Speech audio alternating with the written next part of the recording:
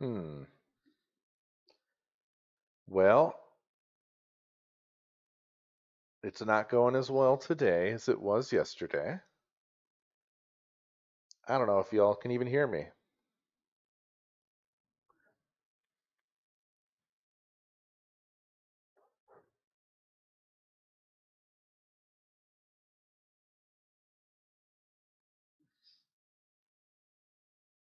I don't know if this is because I tried having music and a GIF. Perhaps that was too much. I stopped the music and the GIF, but it doesn't seem to be improving.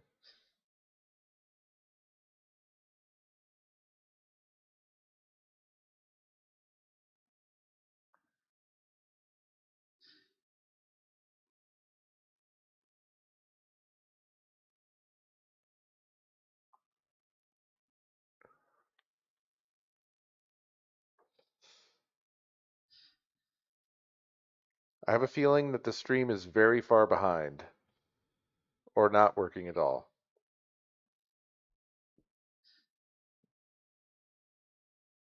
Okay, so that's like a whole minute delay.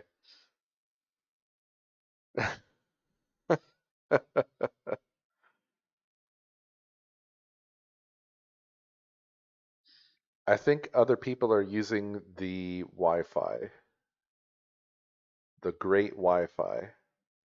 It's so great.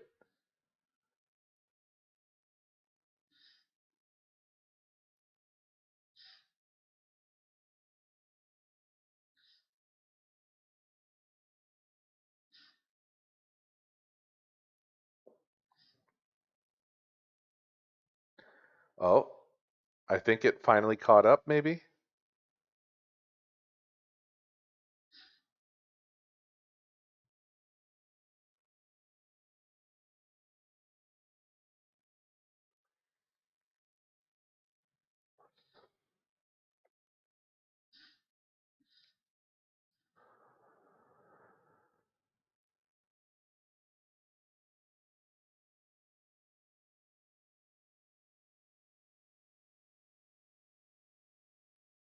Oh, I'm afraid to try restarting it.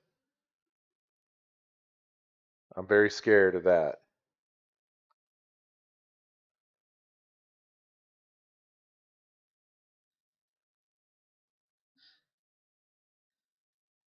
I wonder if I'm allowed. I wonder if it's the music or the GIF. I'm gonna try doing the GIF and see if it starts freaking out again.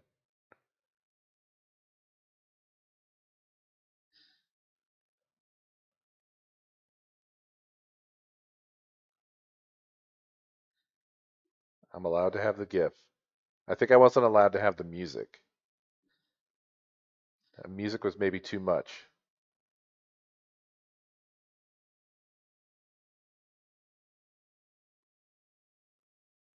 I'm figuring out how to stream like it's the late 90s.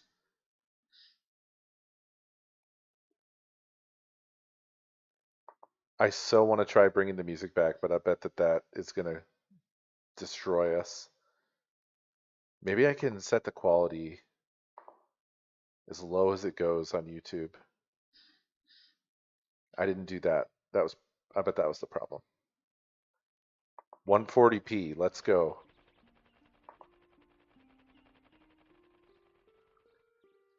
See how we do.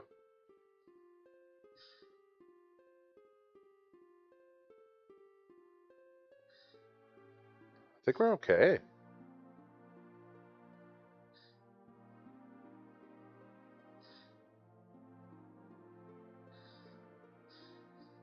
We have to have the music for our religious gathering.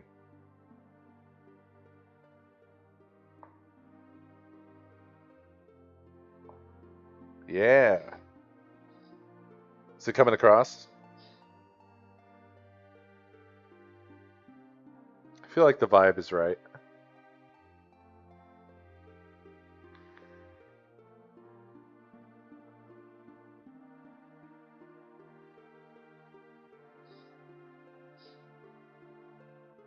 Are we good?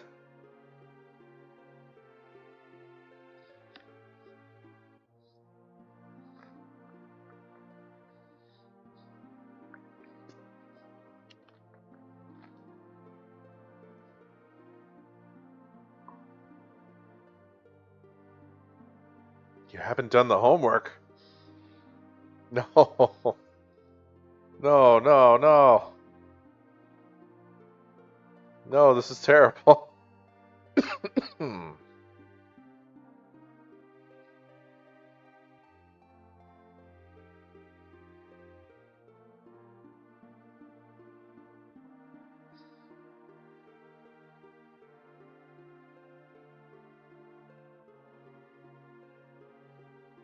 Oh no, Pandora. I think we'll be okay because the one I'm using is 3 hours long. So unless we're doing a real marathon here, which we're not, we should be okay.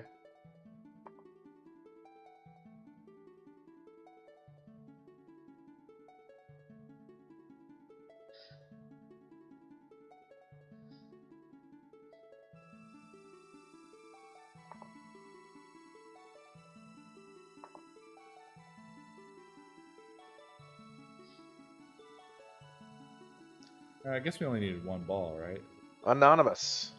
Thank you so much for the gift sub. Very much appreciated.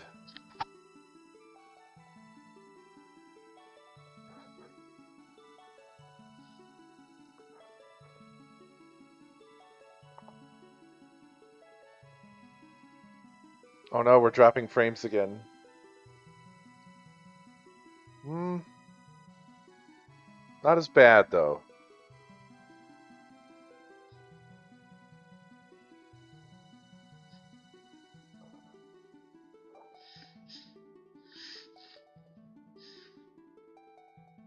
I have to get up for just a second. I'll be right back.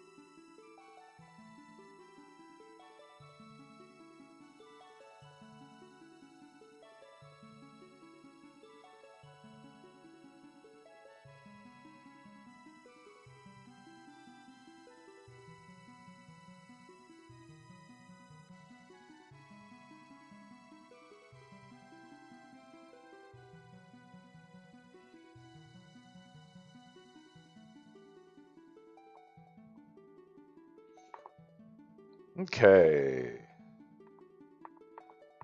I am back.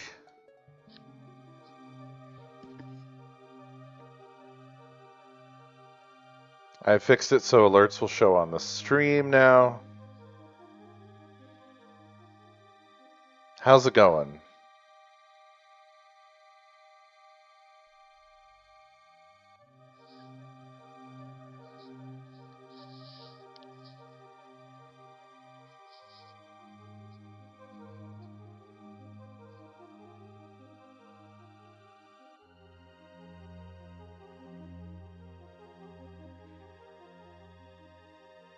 Oh, Bones, you were thinking of eXistenZ. It's so similar.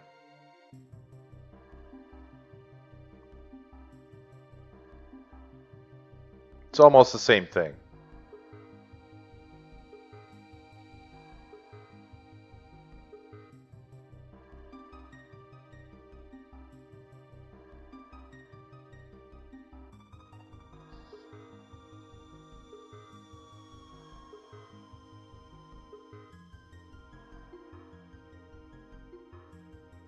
It go, it go, it go. So, how many of you have actually gone out and watched eXistenZ, and what are your feelings?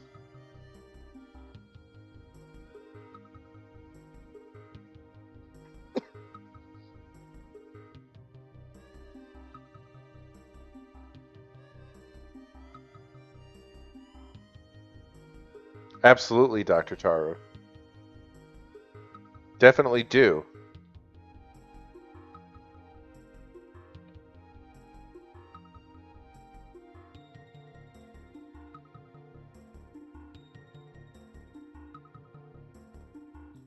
It's definitely not a dinner movie. It's a pretty gross film.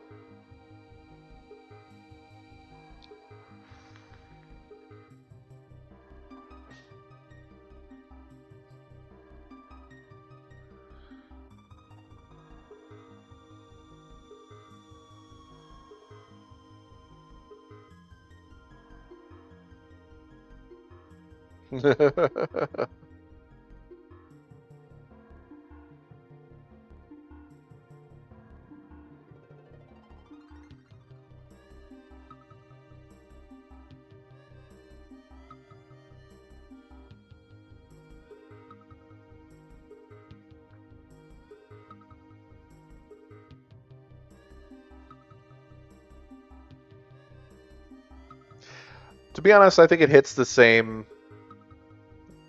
now as it did when it was still pretty new, to be honest.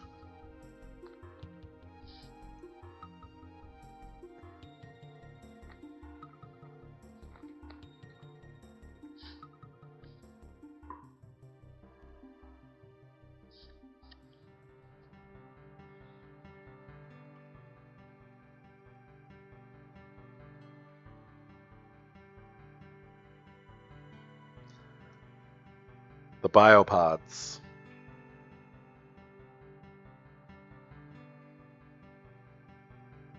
Oh no, Nin.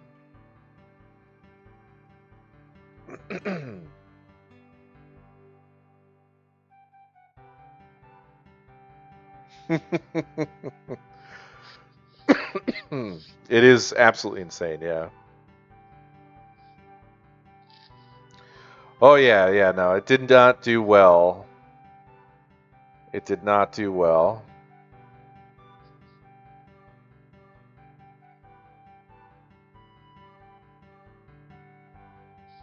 They spent 15 million USD on it. They netted 5.5 million worldwide.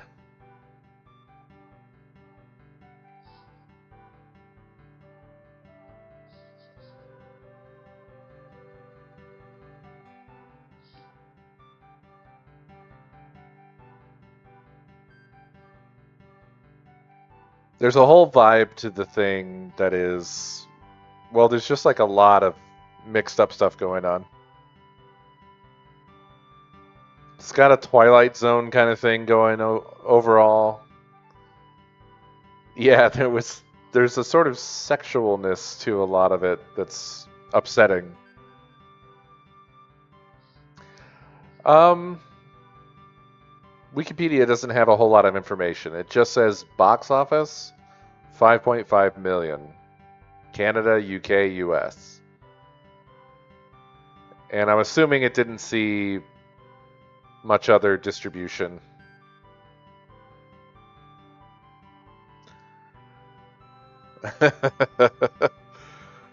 The film received mostly positive reviews upon release. Cronenberg was awarded a Silver Bear for Outstanding Artistic Contribution at the 49th Berlin International Film Festival for the film.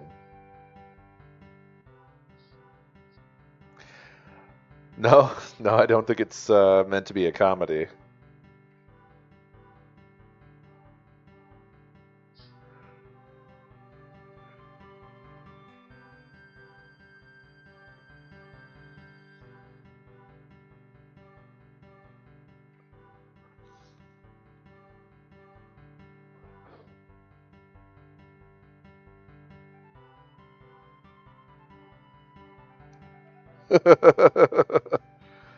Right, pubs?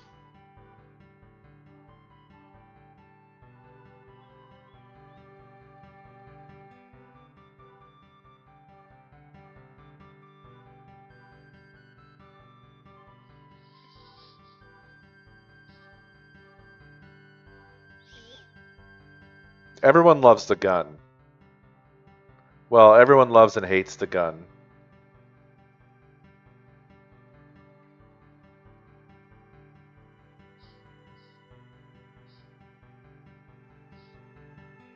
Yeah, the cast is insane. Chris Eccleston, Willem Dafoe, Fucking Ian Holm, Jude Law.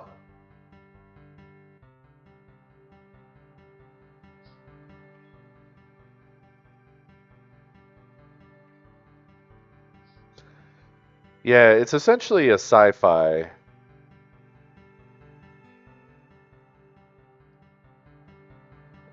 The film's plot came about after Cronenberg conducted an interview with Salman Rushdie for Shift magazine in 1995. At the time, Rushdie was in hiding due to a fatwa having been put on his life due to his controversial book, The Satanic Verses. Rushdie's dilemma gave Cronenberg the idea of a fatwa against a virtual reality game designer. eXistenZ was originally pitched to MGM, but they did not greenlight the film due to its complex structure. This was Cronenberg's first original script since Videodrome.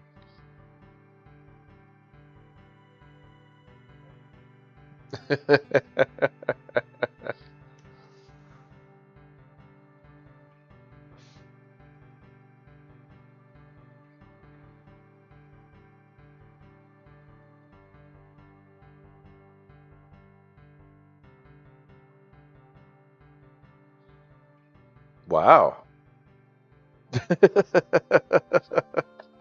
Roger Ebert gave the film 3 stars out of 4 in his review of the film, noting its release after fellow science fiction film, The Matrix. He compared the two films, stating that while both have special effects, Cronenberg's film was stranger, along with having his best effects involve gooey, indescribable organic things.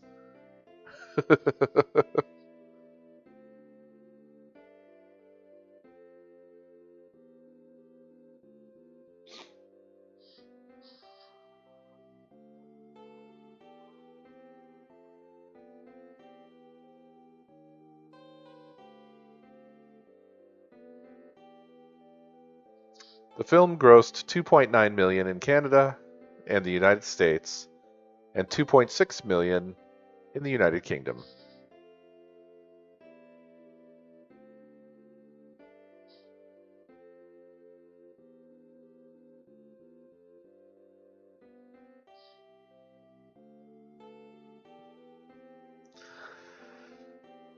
Ah, well, for those of you who had never watched it,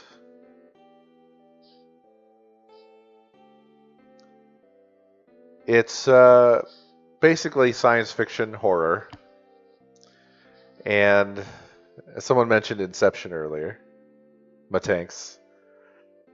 It's basically trying to mess around with like what is reality. It's sort of critical of virtual reality.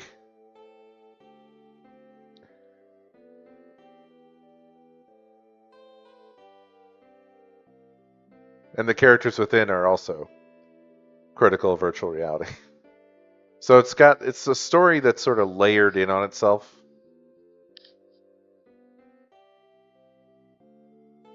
Yeah, watch it, watch it, watch it.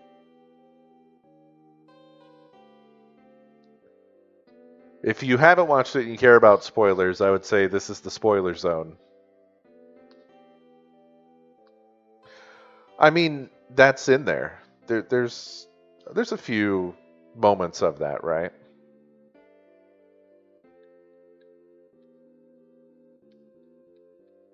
I love the way they have to pause. They just have to shout "eXistenZ pause" into the sky.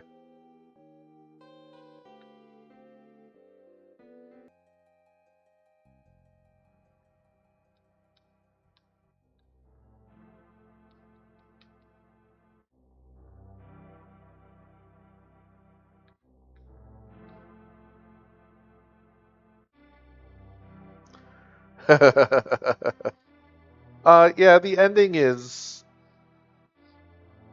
it's an ending. I think it was just too obvious, sort of.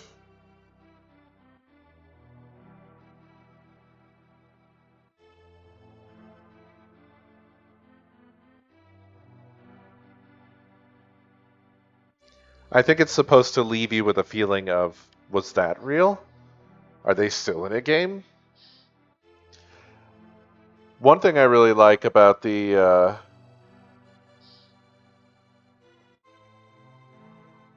don't think it at all said video games cause violence.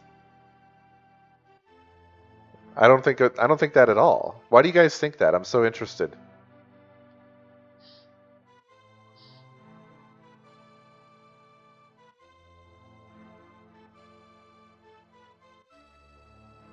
You haven't missed too much, Dav. We're just sort of just now beginning to shoot the shit.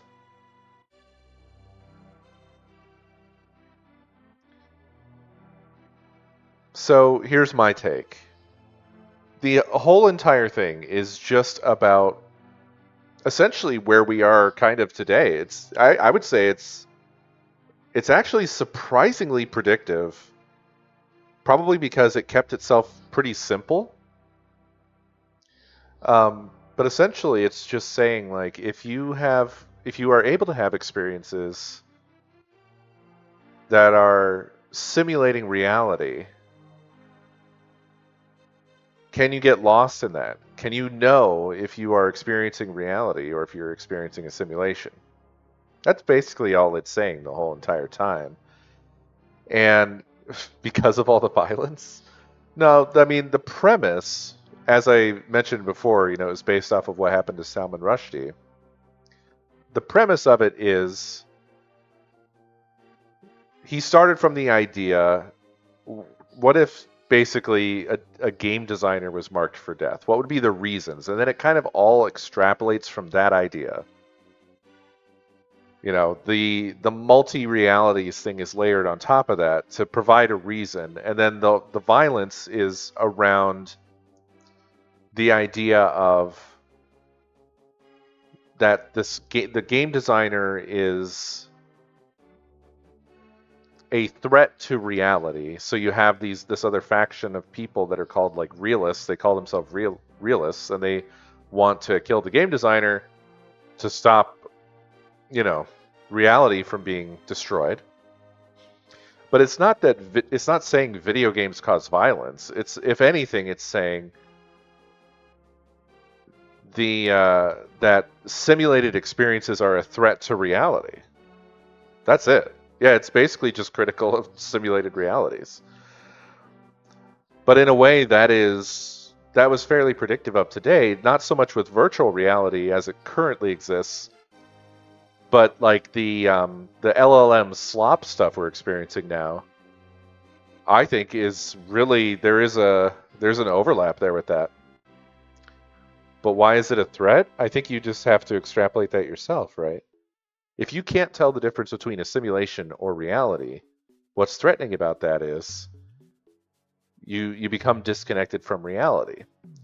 And if someone controls that simulation, then they control what your reality is. That's inherently threatening. They don't the movie doesn't give you that reason. They don't really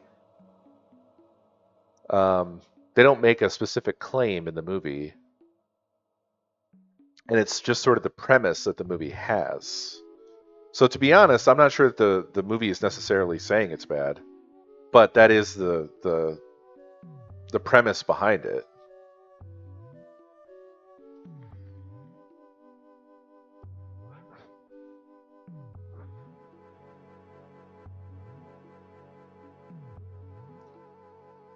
Uh, I don't. So I don't agree, Seismic. I think it's just a twist. I think you're overthinking it. It's just a twist based off of the fact that from the beginning. Okay, so here's the trick. Here's what the trick is supposed to be, in my view. They're saying nothing really. When you start the film, you're introduced to these characters, and you think you are experiencing reality. You're not aware as a viewer when you start the story that what you are viewing is itself a simulation. And then you watch these characters go into a simulation, so you think that's the real story. At the end, the twist is you find out, oh, the whole thing was a simulation. And actually, these people that we thought were the main characters, it's basically the same exact story that was in the game that we just watched play out was actually true in real life for the same exact reasons that were in the game that we just watched a whole movie about. And then you're left with the question, was that even real? Because these are the exact same events that we just witnessed throughout the entire movie. And you see what it is? The whole idea is that it's supposed to be this thing where it's just saying you can't tell. It's supposed to leave you in that sort of state of like, oh, am I in a simulation now? It's really not, to be honest, not that deep. It's a well-trodden path, but I don't think it's saying anything at all about violence.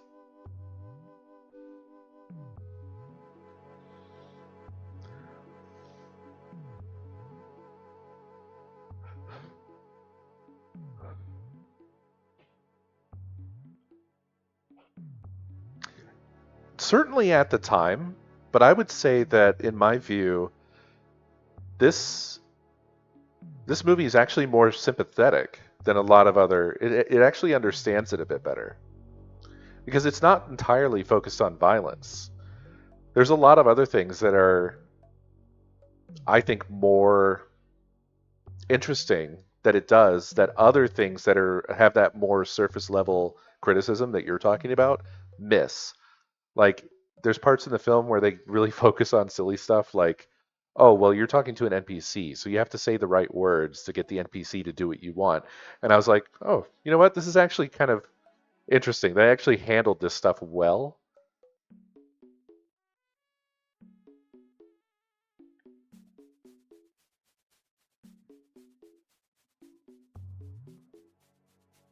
Well, now hold on. Those people weren't anti-game. They were anti-virtual reality.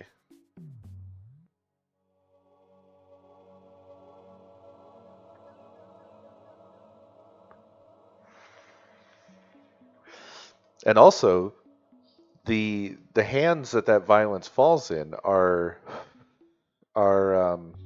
it trades hands throughout the story. The characters that they play while they're in the game, the Transcendence game, is of being in the role of the people who make the games. And the violence that they do is it's in service of the people, but they're like trying to unravel it like it's a mystery, and they're not actually on that side. I don't know. This is what I'm saying about it not really being about that. It's just about playing with the idea of not being able to know what's real. If you look at like the whole gun, the gun itself is a representation of that exact same thing. It's not a gun like you expect it to be. It's made out of everything that you would not expect a gun to be made out of, including the bullets, which are teeth. you know? So really the whole concept is not about violence, it's about unreality.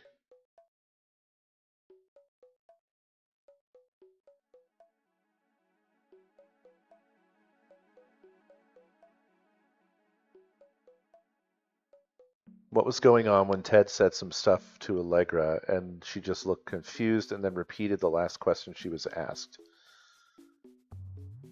I don't think you missed something there. I'm not sure if that was meant to mean anything else. It was weird, right? And I think that was again just a sort of thing that was trying to further emphasize the unreality. Like he maybe encountered an NPC version of her, but then later on when they're at the restaurant, she's not an NPC. And I don't know why they chose to do that because it does make it confusing.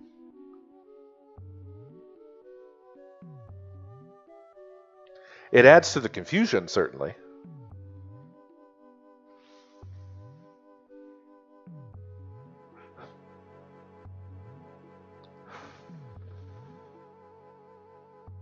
That's a good point, Fox. I think that may be it. Because that's true. All of the NPCs that they did interact with were actual people.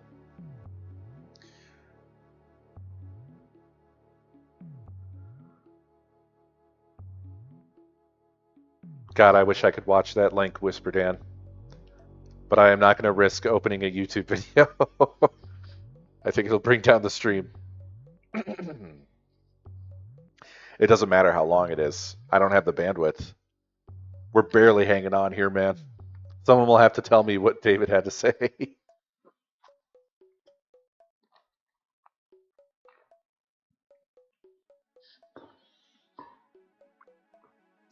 But yeah, I really strongly feel that it wasn't. I don't think it was pro or anti game. I think that you might be projecting that onto it a bit because I think that it's just honestly just about playing with an idea.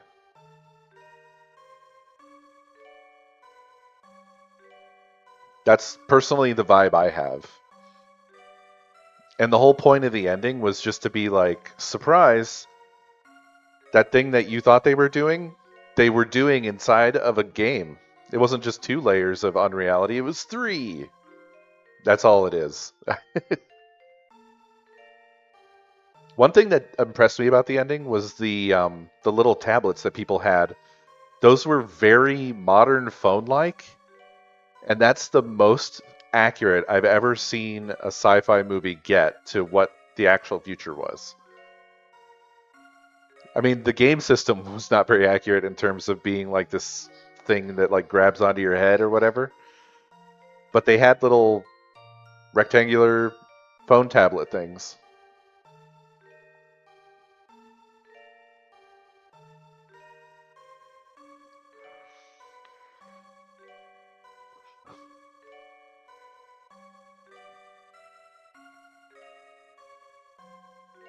You weren't surprised that it had the extra layer.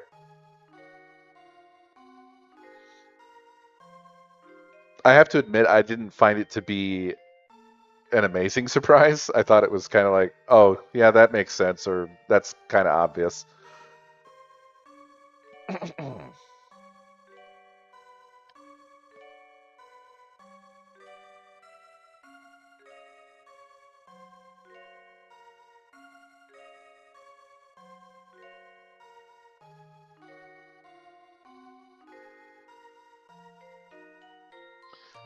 I hear you. I mean, it was for me too, seismic. I grew up through all that. I don't think I've had to deal with it so much in my personal life, so maybe that's the difference. And also, it never seems to go anywhere, so I don't worry about it very much. It crops up every now and again, but also there's other targets that have taken the hits alongside video games, right? Musicians also tended to get a lot of flack for the same reasons at the same times.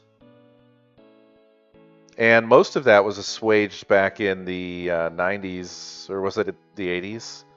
Whenever they established the review board and blah, blah, blah, industry self regulation, yada, yada, yada.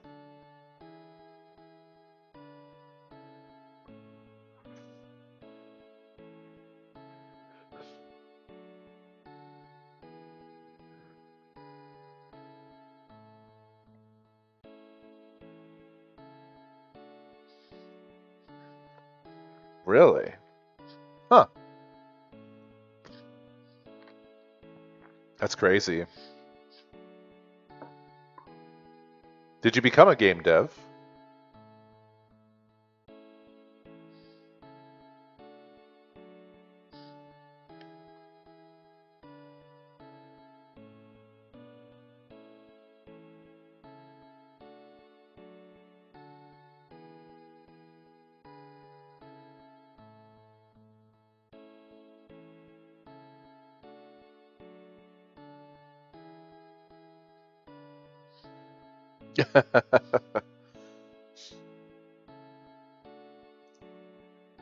uh, nice, Jazium. Yeah, I'm reminded of didn't Tipper Gore have a whole thing against music? I seem to remember something like that.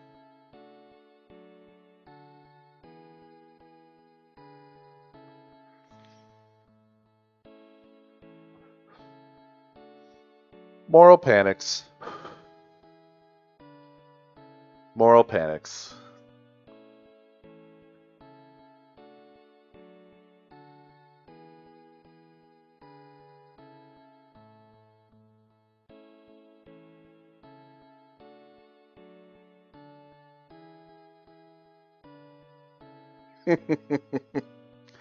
Yeah, Tipper is such a weird name.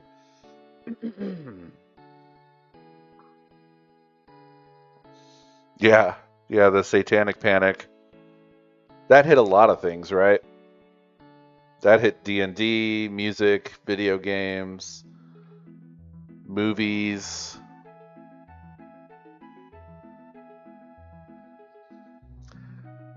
What's funny is that stuff never really goes away. It just kind of becomes part of the background noise, becomes part of the fabric of our culture. You still see the fucking, the fringe people who are like, they'll accuse things of being satanic still and say that stuff out loud like it's normal to say. I mean, it's the people that lived through that and were morally panicked about it are still alive and still morally panicked.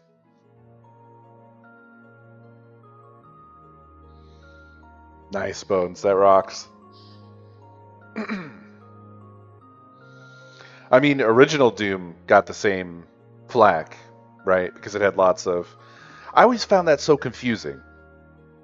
Because I remember way back in the day stumbling across like Christian websites about like Doom is bad. Nobody should play Doom.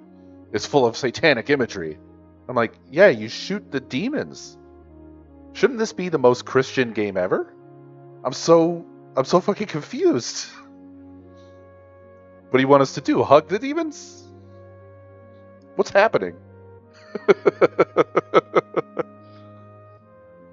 I don't understand that logic at all.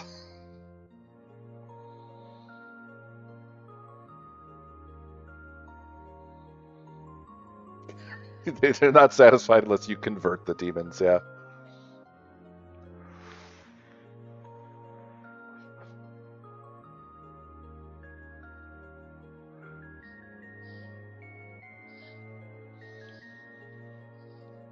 Ah, no true Christian?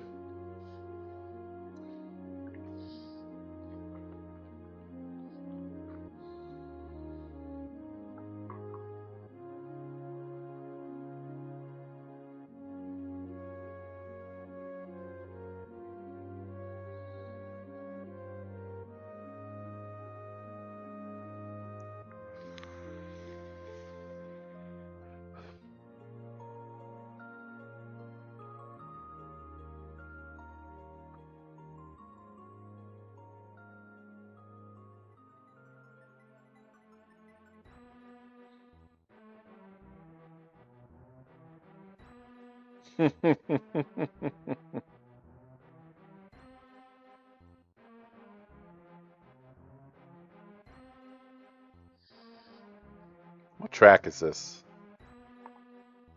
Oh yeah, Star Fox.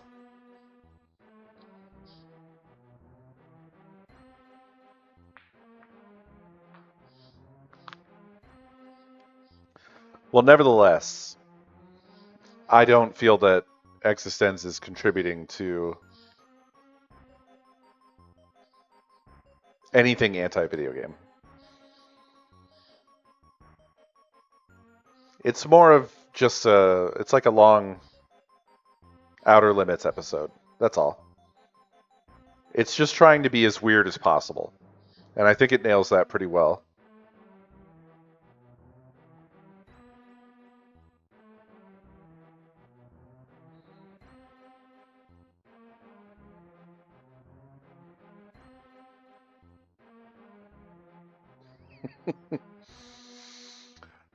There is a funny quality to some of the like background stuff. I always like to pay attention to that and look for things. And I think one of my favorite things in eXistenZ is when they visit the game store. And if you look at the people there, nobody is happy. Everybody is everybody's kind of like in a hurry and seems kind of mad. And I noticed that there's one guy there that buys a game called Hit by a Car with the tagline, "It puts you in the driver's seat." And it's just the cover of the box is a guy getting hit by a car. And it's being bought by like a middle-aged or older man. And he seems really unhappy to be buying it. And I'm really curious about that.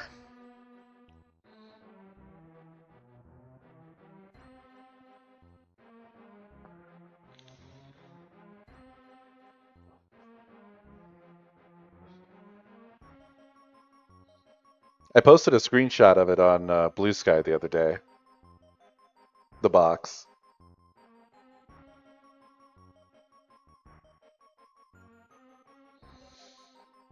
Yeah. Yeah, everybody in the restaurant just had no reaction to the shooting.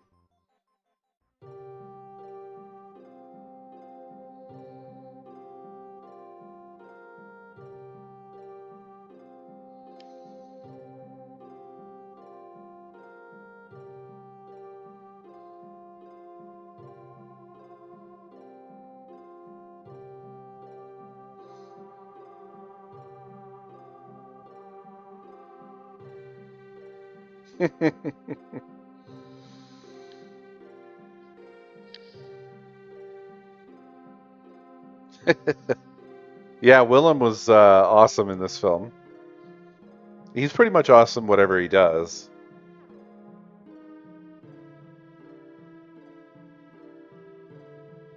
I loved how unhinged he was.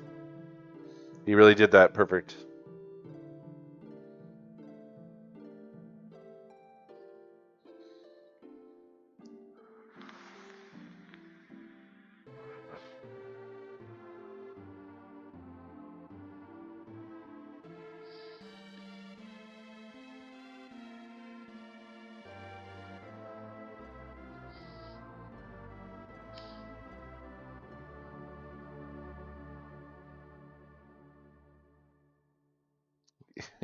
Defoe was a gas, yeah.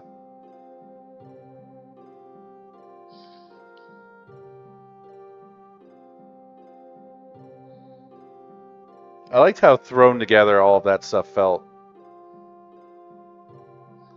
Where they're like in the countryside and she's just like, "Oh yeah, there I know all kinds of game developers all over the countryside."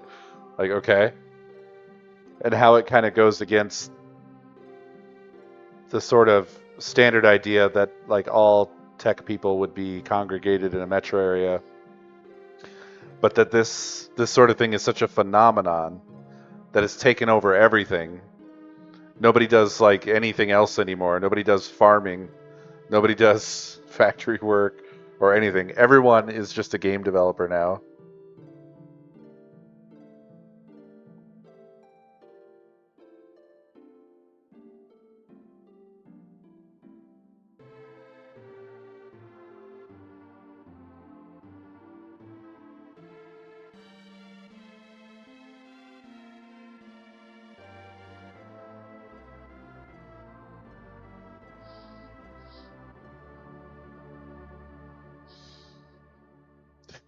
Not like a metaphor, but just it felt like it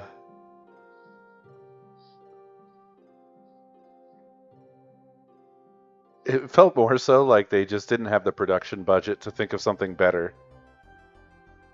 Yeah. Yeah, it just literally has a giant sign that says country gas station.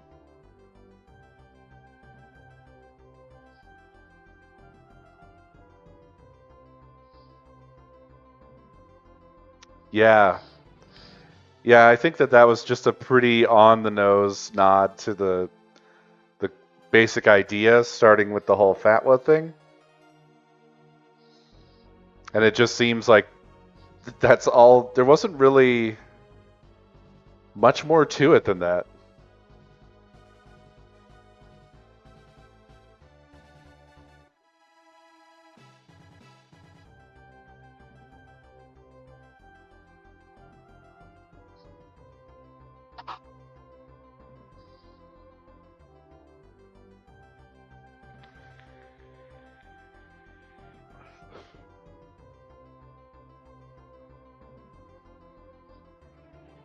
To be honest, it threads a very narrow needle in terms of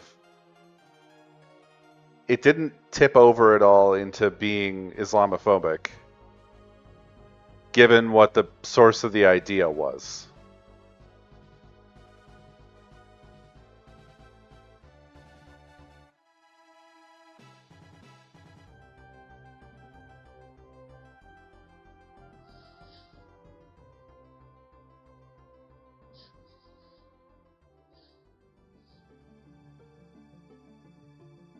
It does feel a little weird using the term fatwa.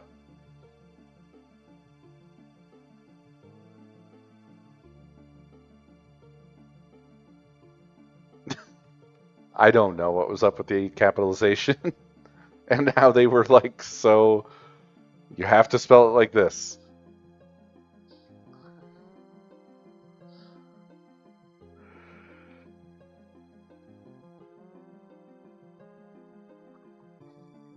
That might have been a very gentle capitalism criticism. The source, according to Wikipedia, was that apparently Cronenberg interviewed Salman Rushdie about how there was a fatwa put on Salman Rushdie because of his book.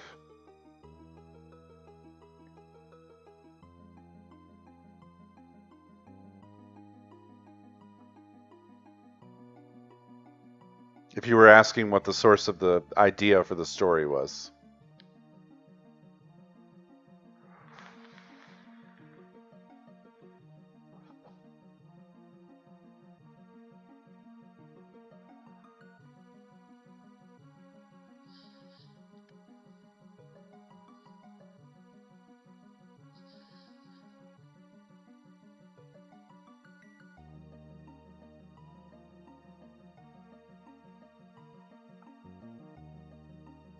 I only do really strange streams now,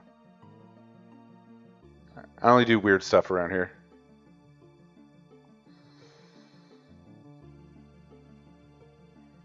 He was fairly famous.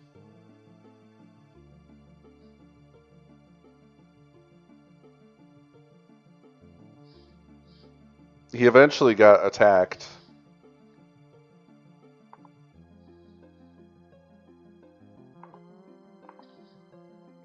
To be honest, I don't know the guy's life story.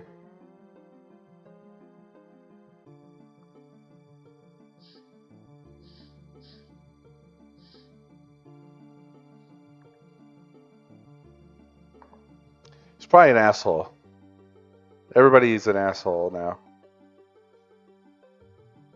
Da, da, da, da, da, da, da.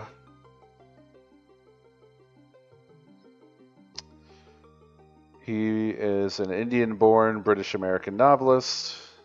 His work often combines magic realism with historical fiction, primarily deals with connections, disruptions, and migrations between Eastern and Western civilizations, typically set on the Indian subcontinent. After his fourth novel, The Satanic Verses, in 1988, Rushdie became the subject of several assassination attempts and death threats, including a fatwa calling for his death issued by Ruhollah Khomeini, the supreme leader of Iran. In total, 20 countries banned the book. Numerous killings and bombings have been carried out by extremists who cite the book as motivation, sparking a debate about censorship and religiously motivated violence. In 2022, Rushdie survived a stabbing at the Chautauqua Institution in Chautauqua, New York. So, what was the Satanic Verses? It's his fourth novel. It was inspired by the life of the Islamic prophet Muhammad. As with his previous books, Rushdie used magical realism and relied on contemporary events and people to create his characters. The title refers to the Satanic Verses, a group of Quranic verses about three pagan Meccan goddesses, names unpronounceable by me. The part of the story that deals with the Satanic Verses was based on accounts from the historians Al-Waqidi and Al-Tabari.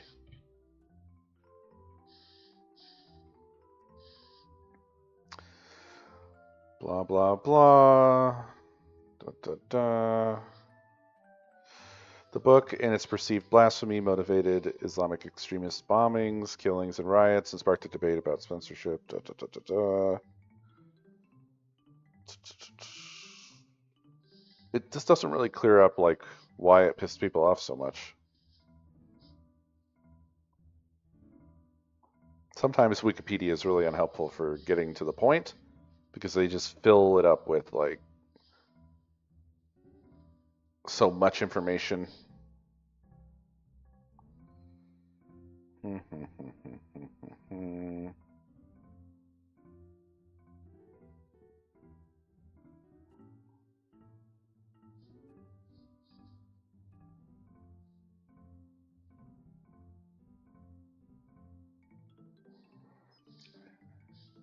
Muhammad Mashuk ibn Ali wrote that the Satanic Verses is about identity, alienation, rootlessness, brutality, compromise, and conformity. These concepts confront all migrants disillusioned with both cultures, the one they are in and the one they join. Yet, knowing they cannot live a life of anonymity, they mediate between them both. The Satanic Verses is a reflection of the author's dilemmas. The work is an albeit surreal record of its own author's confusing identity crisis. Ally said that the book reveals the author ultimately as the victim of 19th century British colonialism. Rushdie himself spoke confirming this interpretation of his book, saying that it was not about Islam, but about migration, metamorphosis, divided selves, love, death, London, and Bombay. He has also said it's a novel which happened to contain a castigation of Western materialism. The tone is comic.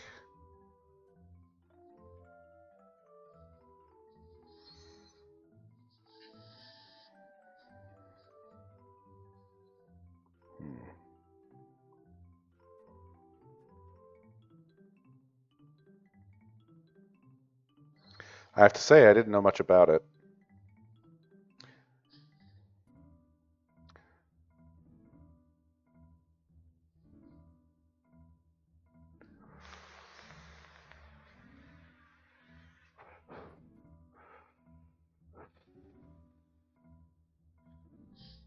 Well, my presumption was that perhaps this guy is just like a Islamophobe, but it doesn't seem to be the case. There's a lot of people that got put up on a pedestal that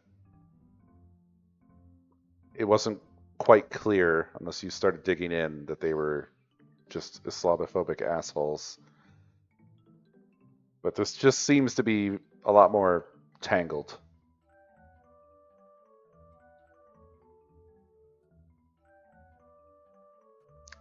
It's not a surface level thing.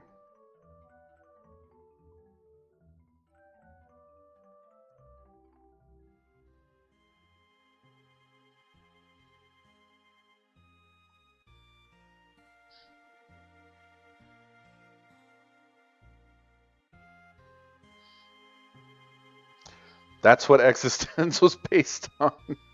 Not even anything that Rushdie wrote, just the. It was just inspired by the concept of basically being marked for death.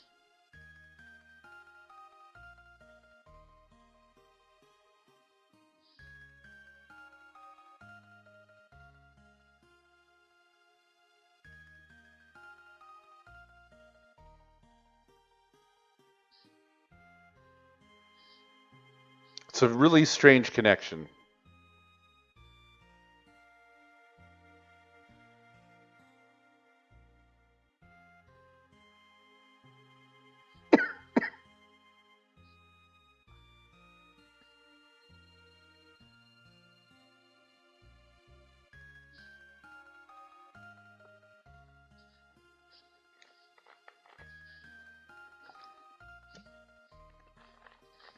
It's funny that we did this because I don't think there's a whole lot else to say about eXistenZ.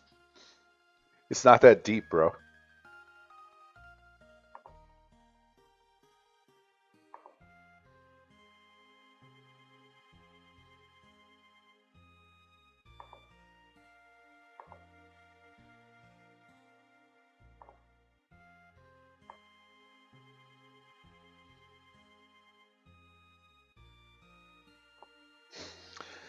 What's good about it is that it's just sort of simple. Absolutely true, Dav. Certainly true.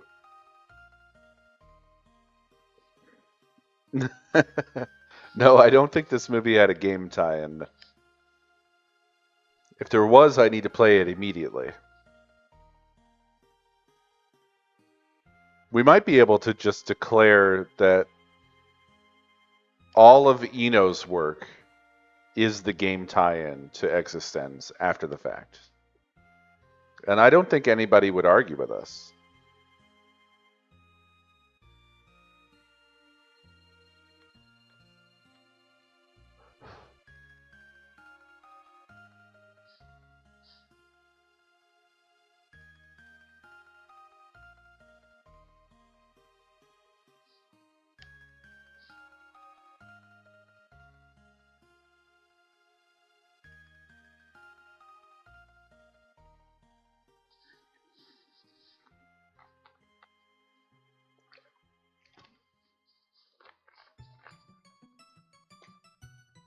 Because when I play those games, I don't know what reality is anymore. I don't know about y'all. Dude, this laptop is cooking my legs. My legs are cooked. It's working its ass off rendering this GIF.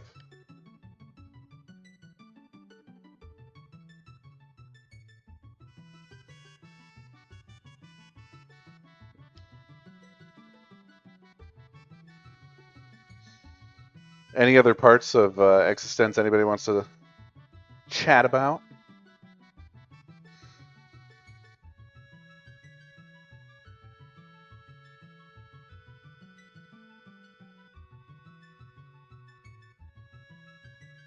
It is, I agree.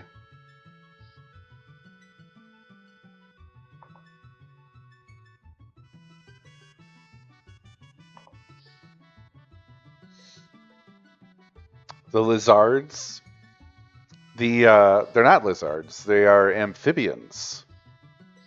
If that's what you're talking about.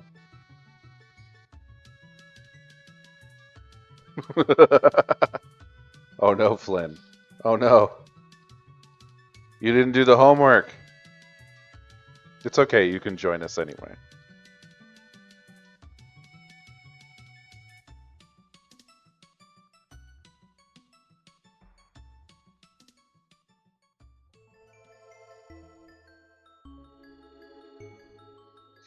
I actually really liked the creature stuff that they did. It was very interesting, the weird little unreal animals. Like when they're in the trout farm and he's dissecting one of those things, and they really put a lot of guts. It was very believable dissection.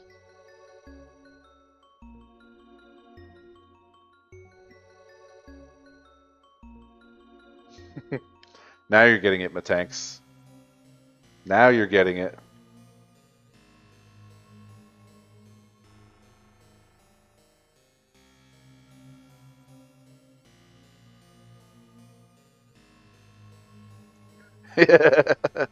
Why not? And remember, these were not the real ones. The real thing at the end looked like it was made of plastic. And they had much more kind of realistic controllers. I mean, they were a little excessive having to go over your arm a bit and stuff like that. And the main thing I think that was kind of unrealistic about it was, and I mean, maybe it's not that unrealistic for too much longer, but the thing that goes over your head, and it's I don't know, I guess supposed to be like reading and writing your brain waves, but it all looked like it was plastic, right?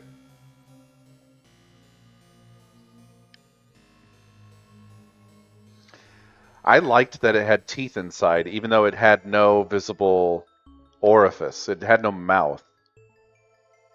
It made it seem like just more of an aberration, right? That you're growing this thing and forcing it to do things that it was not really meant to do. And it has weird stuff about it, like teeth inside.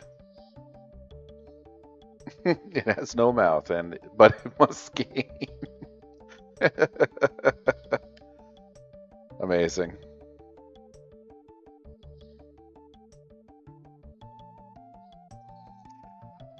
Honestly, Azrael, I would bet there's a good chance that it was made from actual, chicken parts. A good chance. It may not have been. It might have been modeled by an artist, but I don't know. There's a lot of stuff in movies like that. Actually, I think in Alien, right? Didn't they use chicken bits for certain parts of the alien?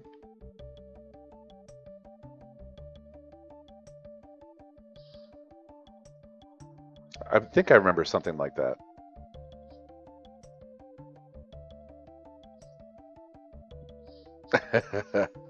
Yeah, there's always something that, like in 80s movies, people got like food poisoning from working on a film. I don't remember his name, but the guy who plays Bishop in Aliens, I remember he had some story about he kept having to put a lot of yogurt in his mouth to do retakes on the scene where he gets ripped in half, and he has to blast yogurt out of his face up into the air, and apparently it made him violently sick.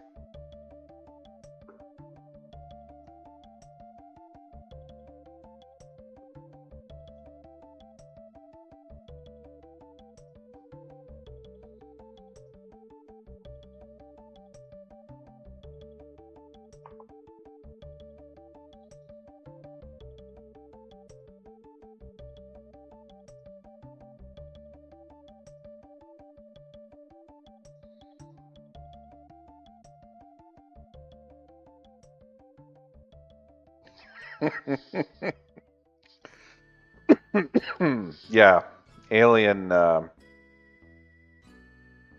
had a lot of weird stuff going on. Apparently, the chestburster scene used real animal organs for some reason. So it's real blood, real meat. Pretty gross. They blasted that onto their faces and stuff. Ugh.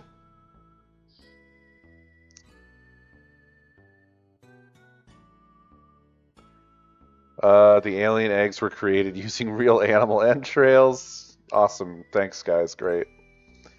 Rotten shellfish were used to make the facehuggers' innards.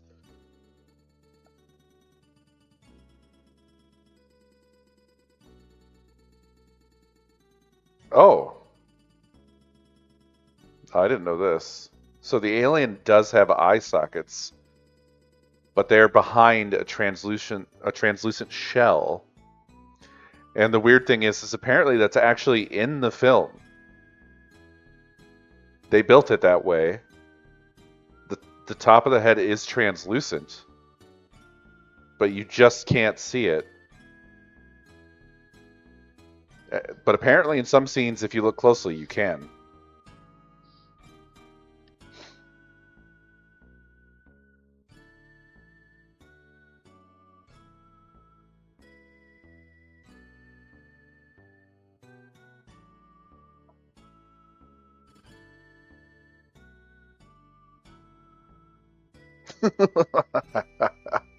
Apparently the xenomorph jaws were made out of shredded condoms.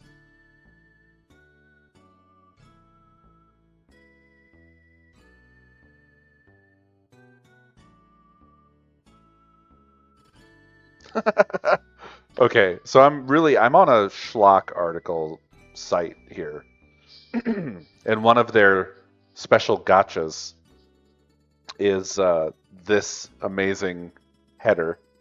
The alien's design was based on the works of a crazy Swiss surrealist artist.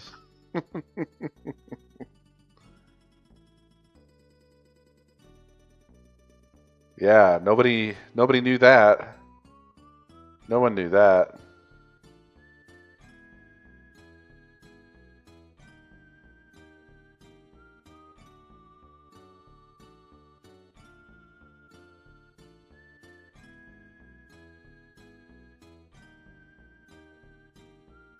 The robot blood was perfectly edible. It's a mixture of milk and yogurt. It was actually pretty tasty. Actors ate the stuff between shoots while the movie was being filmed. I beg to differ. I beg to differ.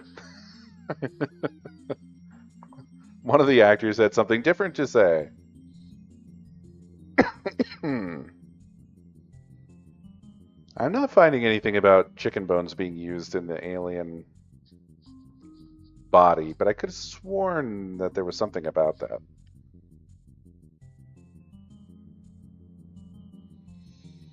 I've heard that too, Dev.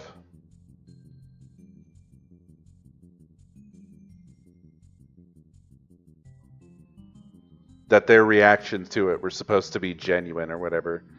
But also, movies like that are the kind of things that get a lot of myths built up around them.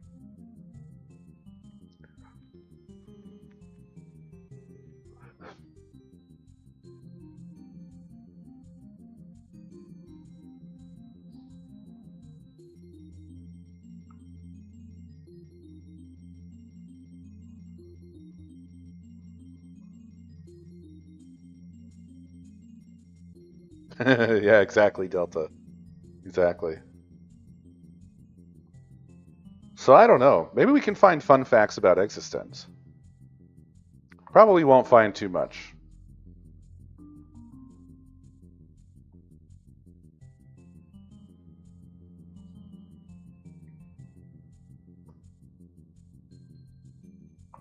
I'm going to literally search for eXistenZ fun facts. And I'm going to get no results. I found some sort of archived page, apparently titled 34 Facts About the Movie eXistenZ.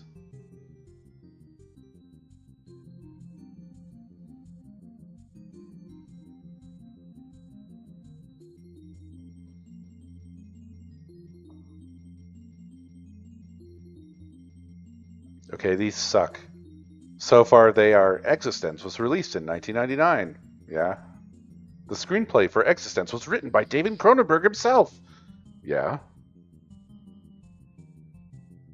The movie stars Jennifer Jason Leigh and Jude Law in the lead roles. Uh-huh. Yes, thank you for these facts. Thank you for these 34 facts.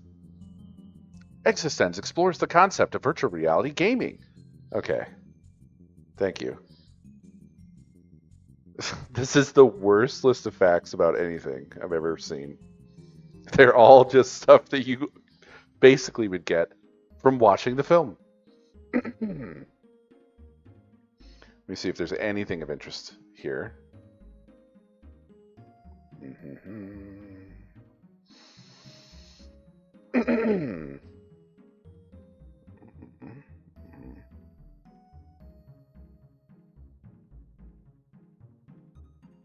Nope.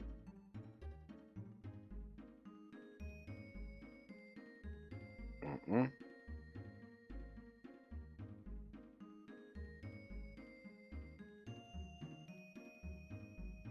Mm. This is literally just stuff that you could get from watching the film itself. There are no facts of You interest. open up that leg. This should have been titled 34 mundane facts about eXistenZ. In early treatments, Dr. Seuss had named the Grinch the Christmas prick, but it didn't sit well with advanced readers' children. Dave, thank you for 87 months.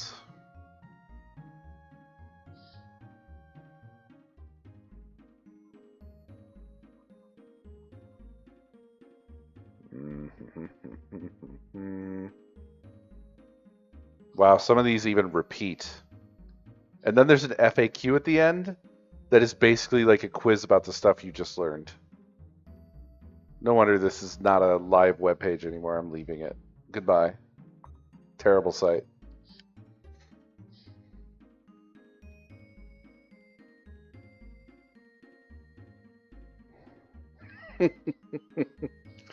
I've landed on a site, funtrivia.com.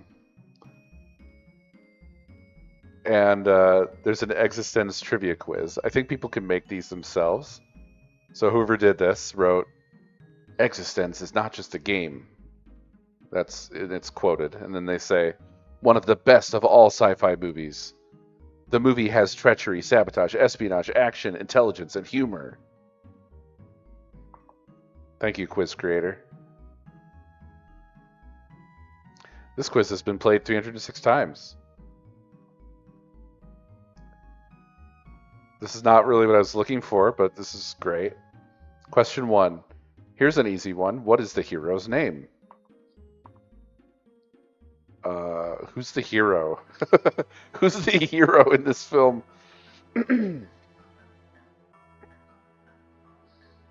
I guess Ted.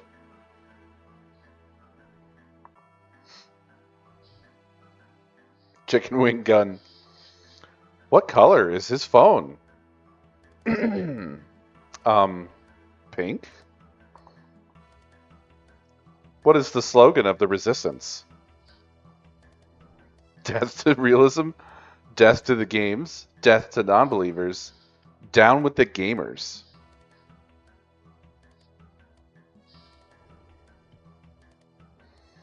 I thought it was death to the demoness Allegra Geller.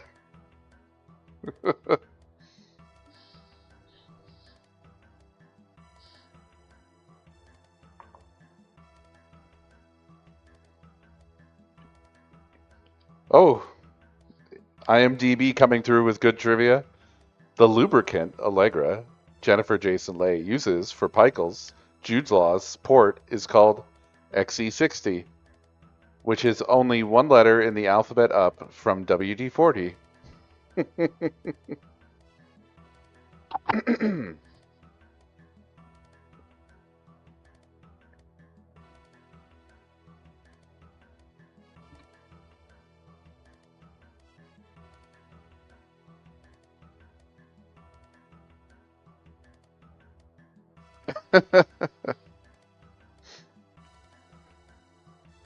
Good enough, Dave. Welcome to the eXistenZ Enjoyer Society. I'm inducting you immediately.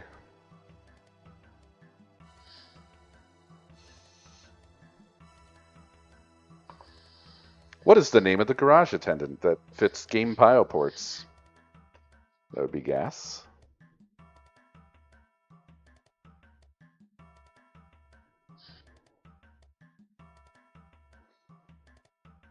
I think so. I think so, Dave. I think you're right. What is the name of the company that Allegra works for? Antenna Research. Who is the games expert that lives in the abandoned ski lodge and helps Allegra fix her damaged pod?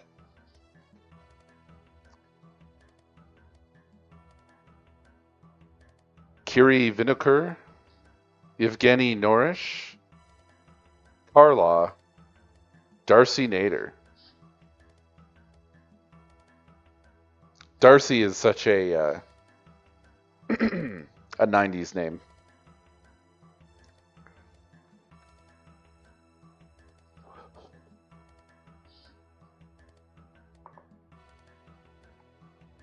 In the game, where does the hero work? Why, well, it's either the Chinese restaurant, the nuclear power plant, the bomb factory, or the trout farm. What does the hero's co-worker tell him to order at the Chinese restaurant? Fortune cookies? Nothing. Soup? The special. Now an easy one. What does the gun of Bone shoot? Bone bullets? A virus? Teeth? Or nails? When returned to the real world, what is the real name of the game? Pilgrimage? Transcendence? Oppendens? Sabotens? Optional, create an account. Submit my answers. I'm submitting them on this ancient website. Oh, I put Piker, but his name is Pikel, because I'm dumb.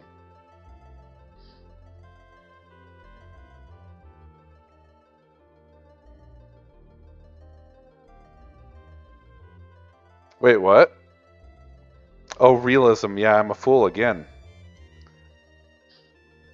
That to realism.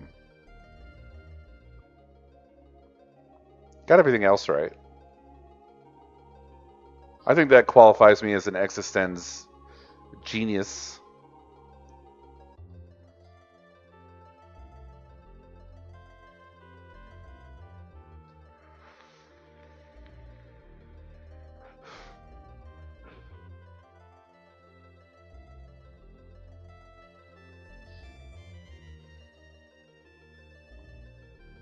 You are playing as a guest, so your score has not been saved.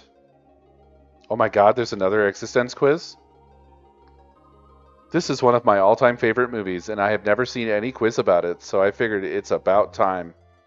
I hope you enjoy my first quiz attempt. What is the name of the head office, and also the company that produces the video game in the movie? Umbrella Corporation? Antenna Research? Gnome Nom Incorporated, Cortical Systematics. What is the name of the game designer slash GamePod goddess? Jerry Green, Allegra Geller, Jerry Geller. Who is Allegra's bodyguard? Darcy Nader, Carrie Vinegar, Noel Dichter, Ted Peichel. When Ted and Allegra when Ted and Allegra leave Darcy Nader's game emporium, where do they find themselves? The forest, Chinese restaurant, the trout farm, ski lodge.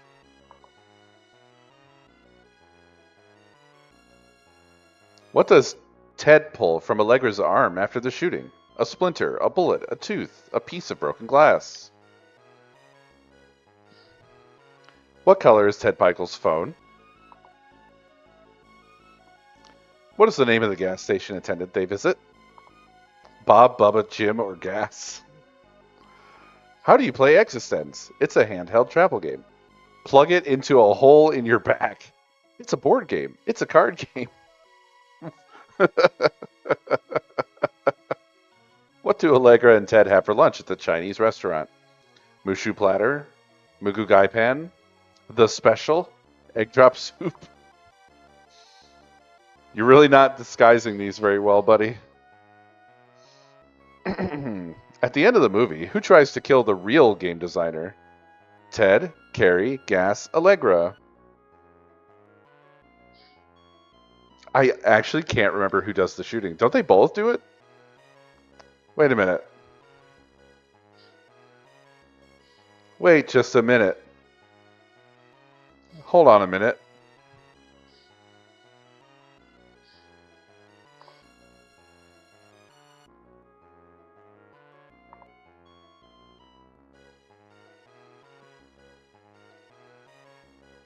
Oh, according to this guy, it was Allegra, not Ted. This is the only one we got wrong. Ooh, yeah.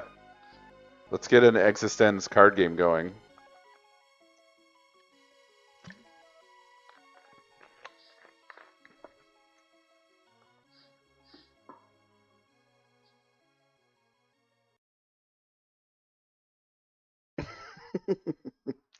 The explanation for the answer is the following, which I don't understand. Allegra is actually playing the part of the designer throughout the whole game slash movie. Okay, that's already wrong. She and her boyfriend have guns hidden in their dog, in their dog, under his fur, which has a fake piece attached over its real fur. They both shot, yeah. This is just wrong.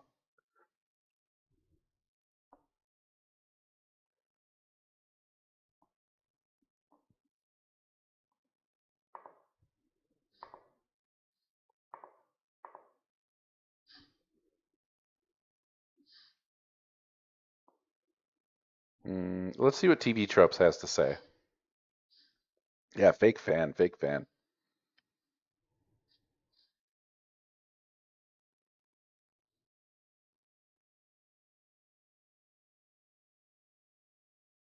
Hmm.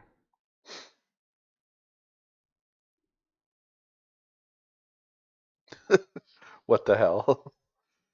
So under eXistenZ trivia, they've categorized it under dueling movies. And this person said, a four-way contest, squarely lost in the general public fame with The Matrix, Dark City, and The 13th Floor.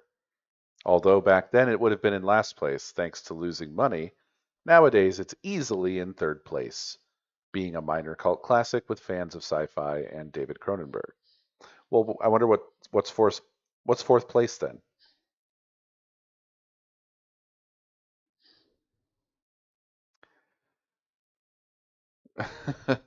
Fake nationality. Jude Law as a Canadian, Christopher Eccleston as a New Yorker, Ian Holm as a Hungarian, Don McKellar as a generically foreign man, and Robert Silverman as an Irishman. Why did they write Irishman?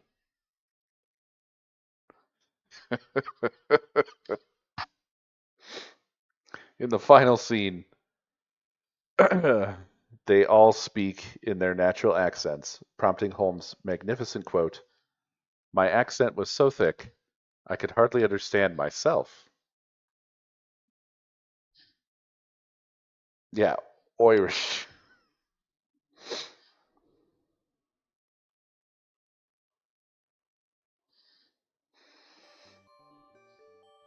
And then reality subtext. Cronenberg himself has had some pretty bad experiences with censorship, albeit not to the level of normative dogmatics trying to assassinate him. His friend Salman Rushdie, on the other hand, did have that very level. Wow, that's such a flippant summing up of what happened.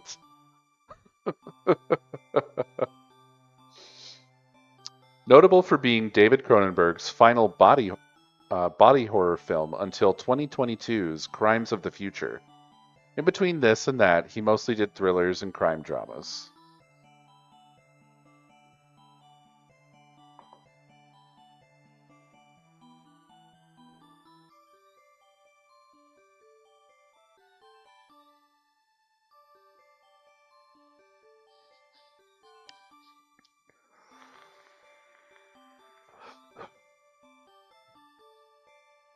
Ugh.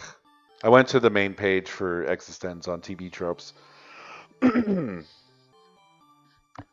the one hand, I understand that like their categorization approach to everything is useful and does describe things and link things together, but it's also obnoxious at the same time.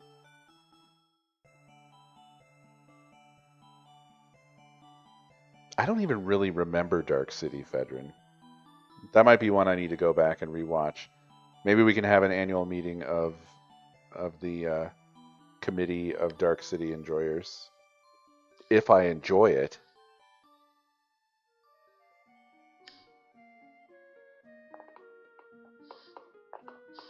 Well, Whisper Dan found one earlier, but I can't watch it because it'll knock the stream offline. One of the categories they have is called ass pull.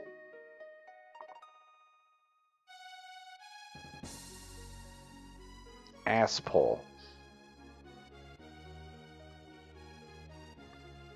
In the climax, the male protagonist is suddenly revealed as another secret agent who was sent to kill his female partner all along, even though this contradicts most of what's been shown of the character.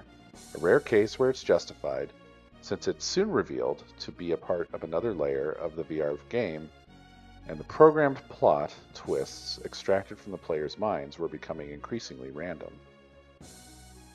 In the epilogue, after it turns out that eXistenZ doesn't exist and the whole movie was actually another VR game called Transcendence that was being playtested, Allegra and Pikel both act exactly like the rest of the fanatics that have appeared so far in the film, yank out pistols that they concealed beneath a flap of fake fur on the dog they brought with them, and blow away the Transcendence developers.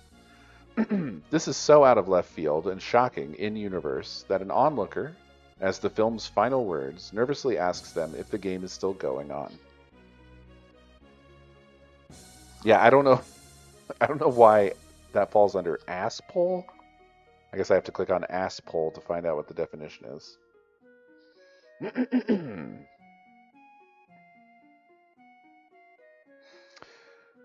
truly great plot twist is one of the hardest things to pull off in fiction writing.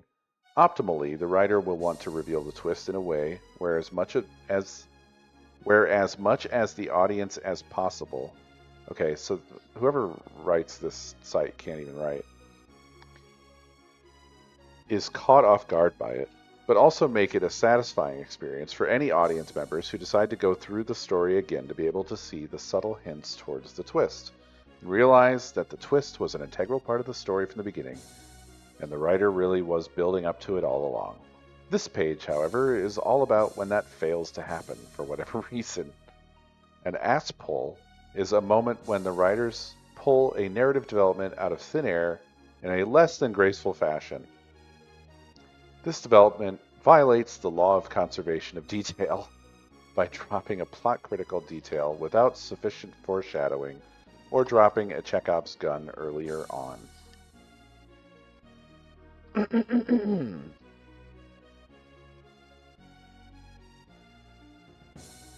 Yeah, I mean, personally, I'm fine with the ending, but I can also see that it is not an amazing twist. Even if you're not expecting it, and I have to say, I don't think I expected it, but I simultaneously was not knocked out of my chair by it. It's one of those twists where even if it is unexpected, you end up feeling like you expected it anyway. Does that make sense?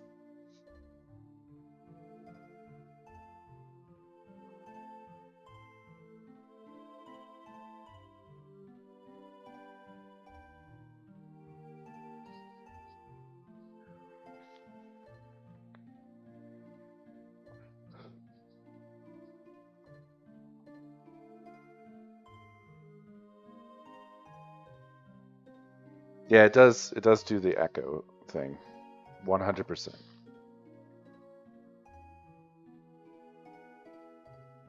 Yeah, exactly, Dab. Exactly. Other categories. Let's see. Ballistic bone. There's a tooth-firing biogun. They have a category for this. Bones flung as projectiles. Bone projectiles are extremely commonly thrown by scary skeletons. In most cases, the launchers never run out of bones.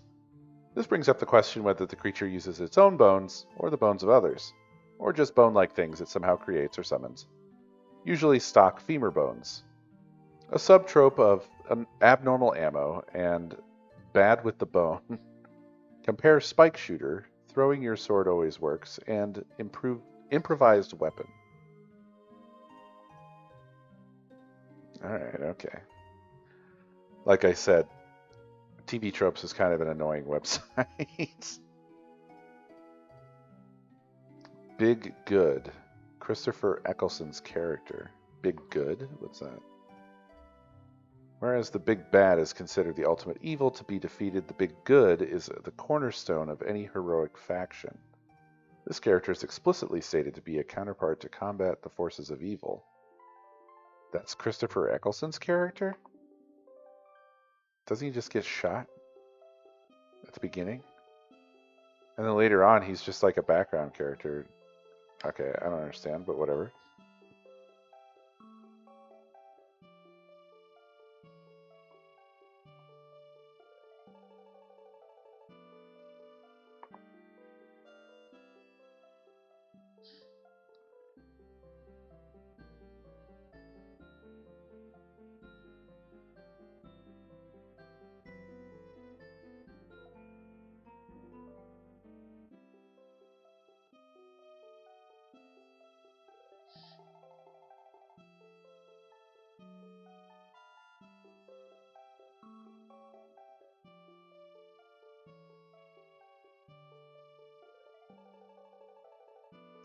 Bodyguard Crush, bland name product. There's the mention of the XE60.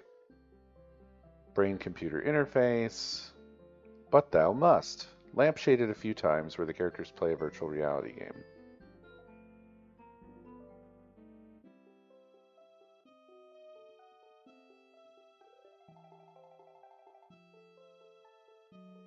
Comic book adaptation. Adapted as a graphic novel? Pardonnez-moi. Hold on just a moment, please. eXistenZ graphic novel. Oh shit, it's on Amazon. eXistenZ, a graphic novel.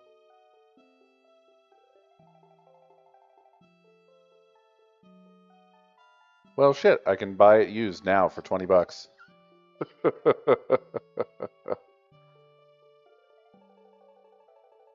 It doesn't look amazing based off of the cover.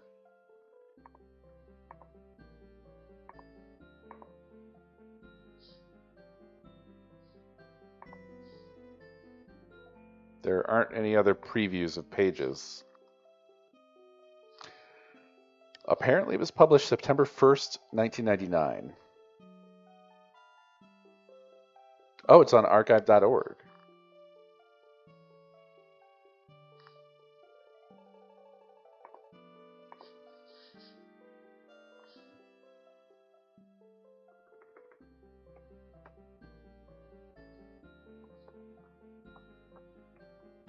Thank goodness for archive.org.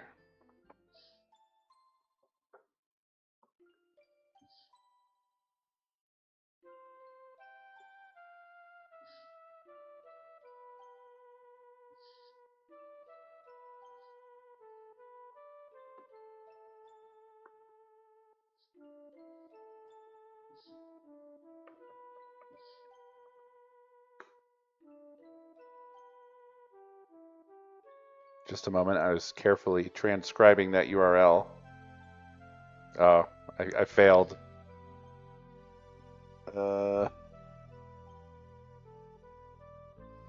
David Cronenberg. What did I get wrong? David Cronenberg's. Oh, I failed a zero. I missed one of the zeros.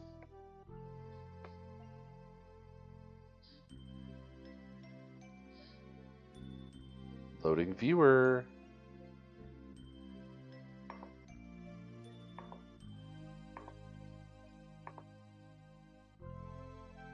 Some pages are omitted.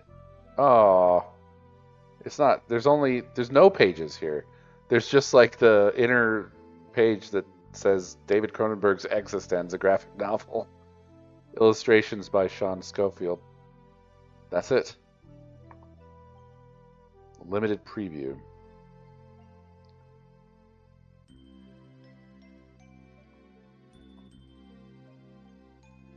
No reviews. No comments. No nothing. Apparently, Trent University Library has it. Damn.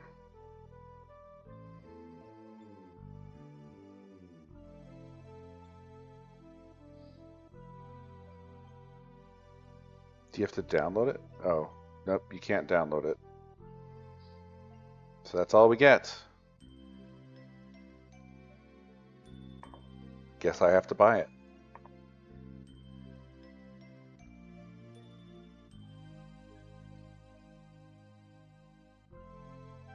Used like new.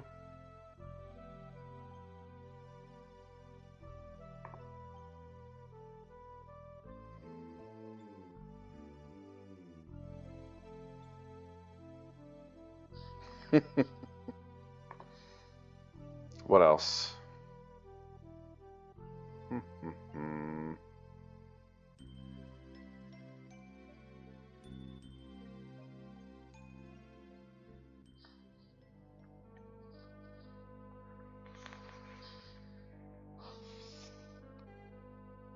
Does this remind you of anything?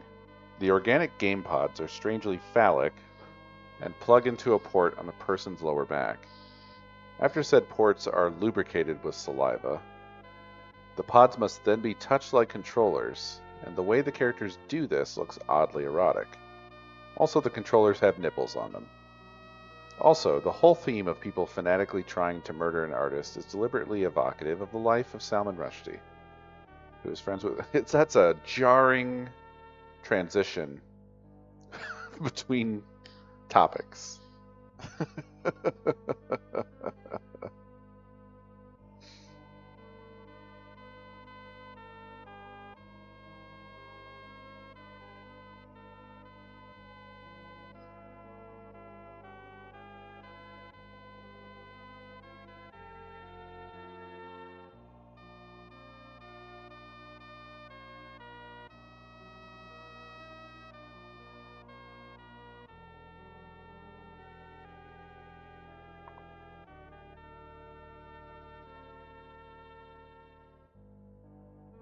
The fact that the entire film takes place within the game is hinted at by the first assassin pulling out a gristle gun, Allegra telling Ted that they need to pull over to have an intimate moment, like it's game script that their characters need to act out to grow closer, the gas station attendant's name being simply Gas, and Ted saying that reality still feels like a game after he and Allegra exit the game for the first time. DVD commentary points out that one particular scene early on where Allegra and Pikel are at the county gas station makes absolutely no sense on its own. The scene in question is when we see Allegra outside the gas station while Pikel and Gas are inside, kicking at the dust and looking at the general area with something close to wonder, and then reacting to a strange two-headed lizard. According to the commentary, Allegra is in fact admiring the detail of the eXistenZ game world, and the scene was included for the sole purpose of foreshadowing the reveal that the characters are inside a game the entire time.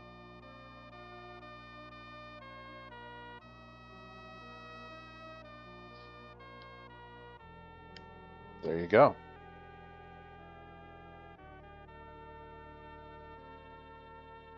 Yeah, I think that's the link that Whisper Dan shared earlier. Unfortunately, I can't watch it, but you guys can enjoy it.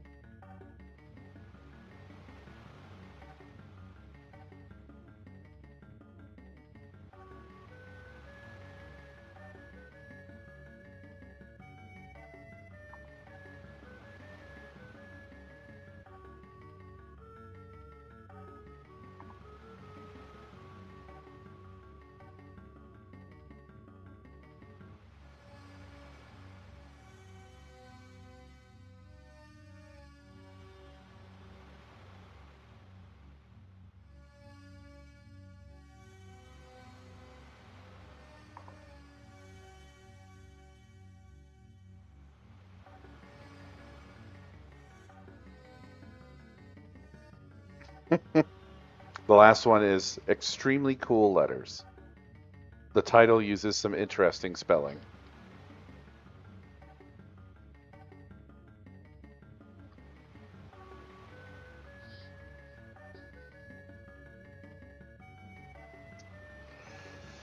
Quite something. Quite something.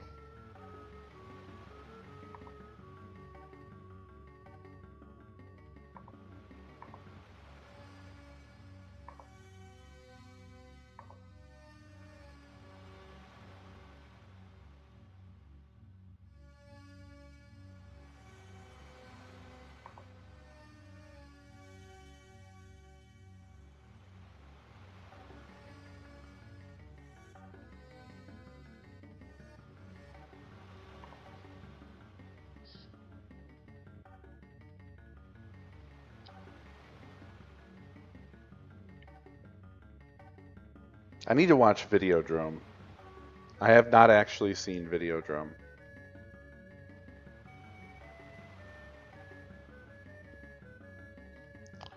And in fact, I might just go Cronenberg spelunking altogether. I also need to add Dark City to my list of things to watch, which is Nothing to do with Cronenberg. I think I've seen Dark City. I just don't remember it very well at all. Same for 13th Floor. Pretty sure I've seen that, but I don't remember it.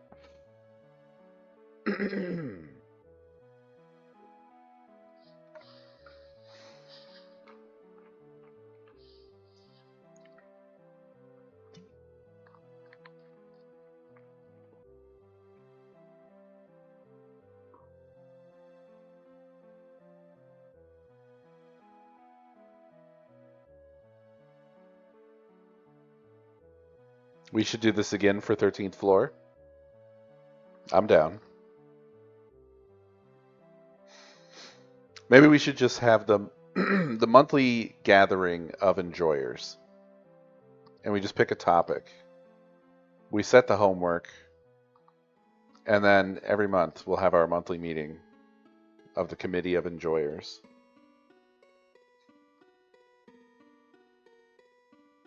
I'm down for this.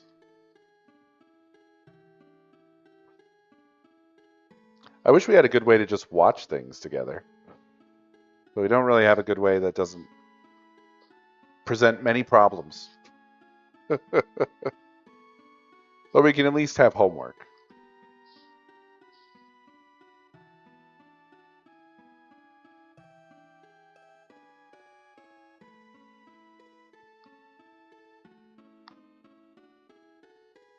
All right, let's do that.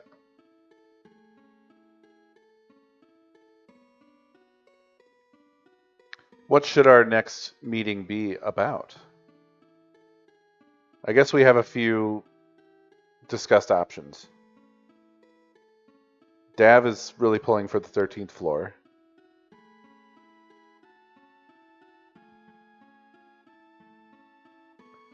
That's okay, Nin. No gatekeeping here. Even if you don't do the homework, you can participate.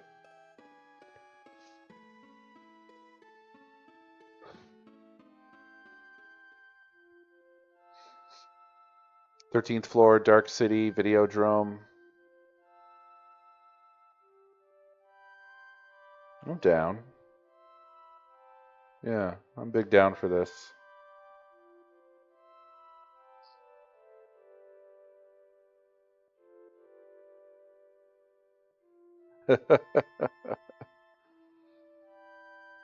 Well, let's start with the 13th floor.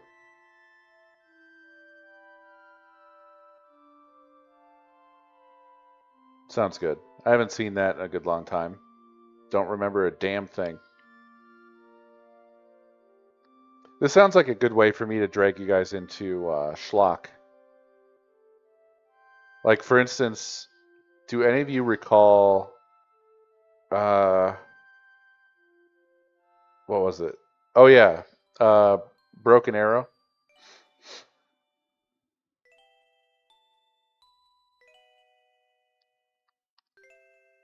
It's not at all good.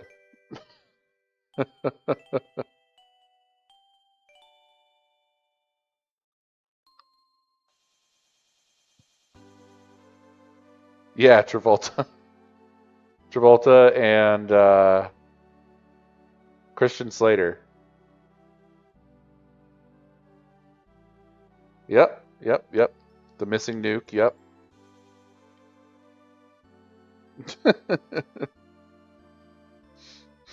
You were 7? Okay. I mean, I didn't watch it when it was new. At best, I would have seen it originally probably as a rental gamble. I think was probably my first ever viewing of it. And I actually rewatched it recently because I was just on a Christian Slater kick.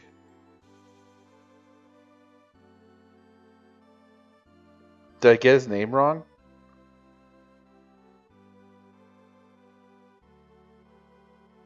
Oh, I am living the cream. Nonique. Thank you for 58 months. Damn, you saw it in theaters? Holy shit.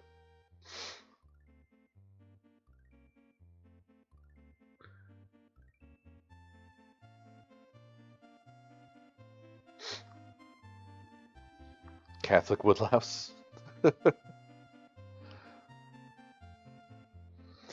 Yeah, I sometimes just I imagine this is pretty normal, but I'll get on a kick of like just wanting to see films with a particular actor, and I will watch even their schlocky shit. No, I didn't. I never watched Dexter.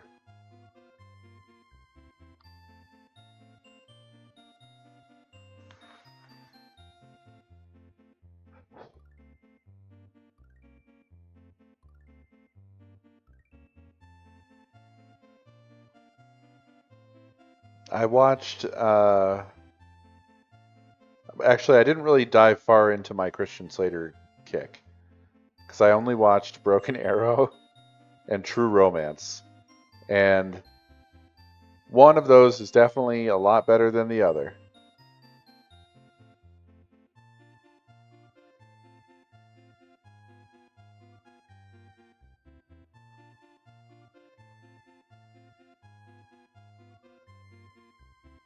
I kicked the kick, yeah. Didn't take much. It would have been funny to include Interview with a Vampire. It's so funny that he's in that, and he's only in it for like less than 10 minutes.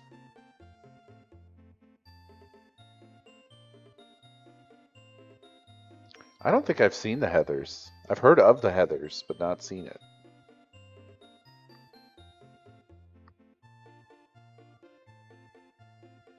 What movie? Interview with the Vampire?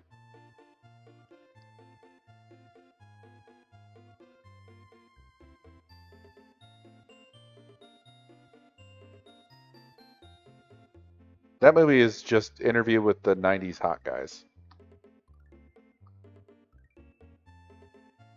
Name of the Rose? No, never even heard of that.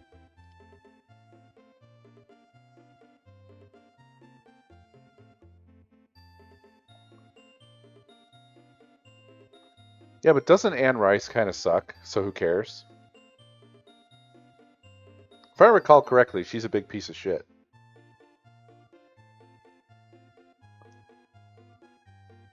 Hey, we haven't totally moved on, but sort of. What were your thoughts, Pandora? I'd love to hear them. I think we all would.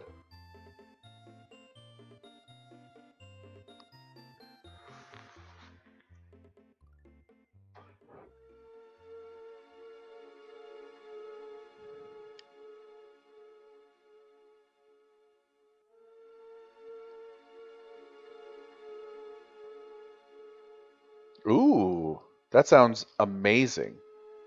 The Name of the Rose. Shit, I have to remember that for when I get back home. A medieval murder mystery with Sean Connery and Christian Slater. I really liked Sean Connery, and I didn't really have much Sean Connery viewing in my life. Weirdly enough, the first thing that comes to mind for me for Sean Connery is The Last Crusade.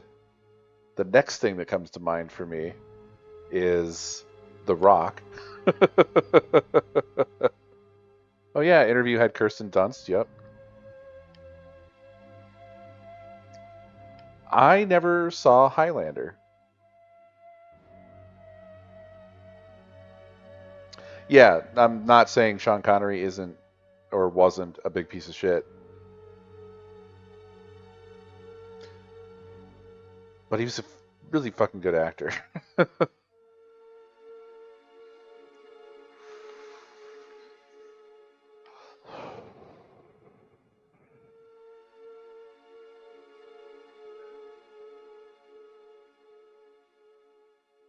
Oh yeah, Robin Hood, Prince of Thieves. That's such a funny movie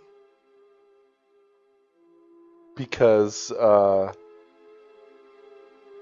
I think everyone other than fucking what's his fuck? Who's the fucking main guy? Whenever I think of Robin Hood, Prince of Thieves, I think of that All for One song. Um,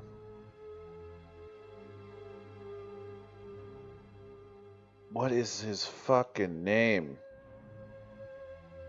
No, no, no, not Alan Rickman. Alan Rickman's amazing. No, no, the main guy, the star of Prince of Thieves. What's his fucking name? He makes me think of weirdly. He makes me think of Coach, the sitcom. I don't think he was in it.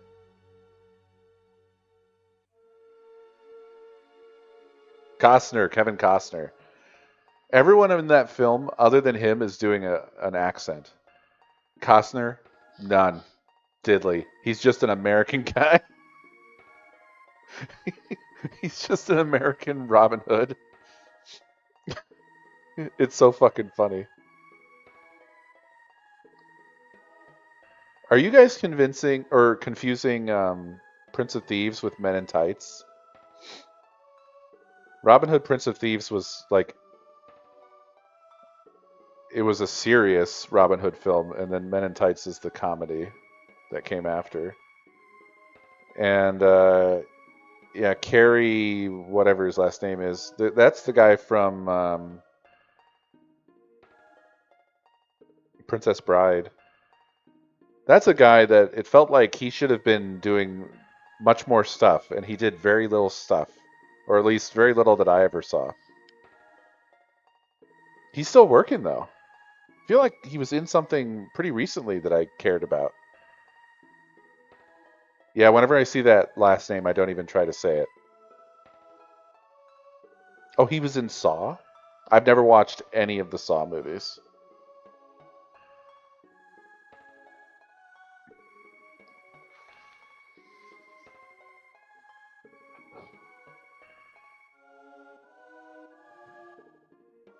I never saw Saw. Elwes? Is that his name? Elwes?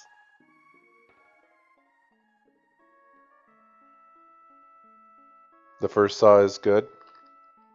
The second is great, and the rest are meh. Saw was one of those ones that I just wrote it off as like, this doesn't look like it's for me. Because I'm real Mr. Particular about my horror. And Saw gave me the impression that it was.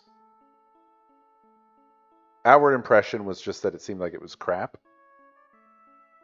But if you guys say the first couple are worth watching, then maybe I should watch them.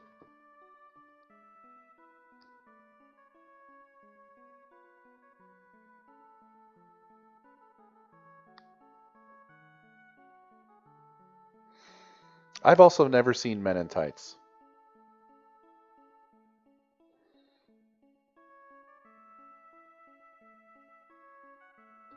I missed your thoughts, Pandora. I've gone back to read them. It's a weird film. The pacing is manic, though that seemed intentional. It does provide a very interesting view on the idea of totally immersive experiences. It honestly felt like it ended early. Yeah, I'm with that. I agree.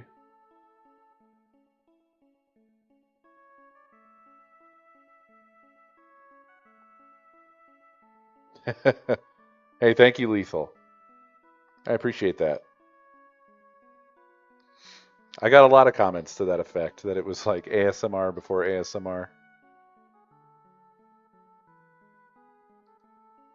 What was that comment I read last night, y'all? Oh, that I had like a pilot's voice. It made them think of being on a plane and the pilot talking to them over the intercom.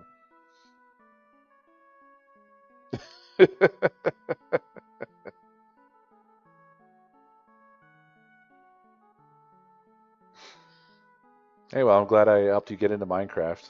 And thank you for watching.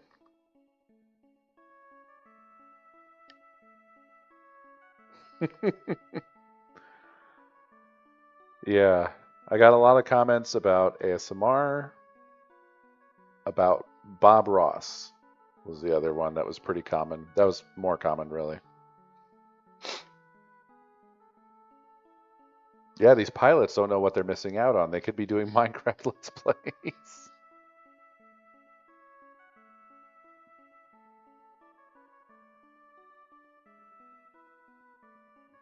But yeah, Pandora, it really clips along. It doesn't really take a breath. It just kind of goes and goes and goes. But I think that lends well to what the story is trying to do as well, right?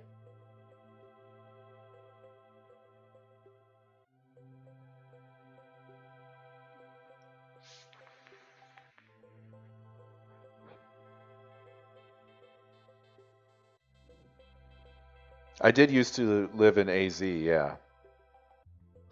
I lived in Arizona. I lived in Phoenix for around 20 years. I moved away a few years ago.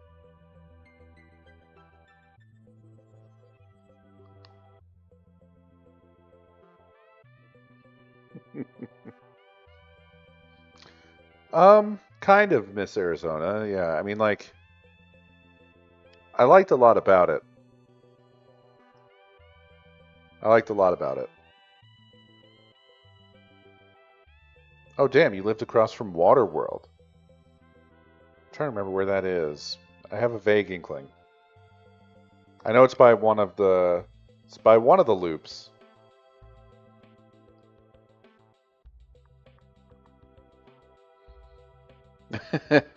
Well, yeah, so I had various issues that led to me leaving. One was just cost of trying to stay in the metro area. It's very expensive to live in Phoenix. Our rent was getting out of control. And then additionally, it was starting to get concerningly hot, worryingly hot. Um, I'm worried about Phoenix.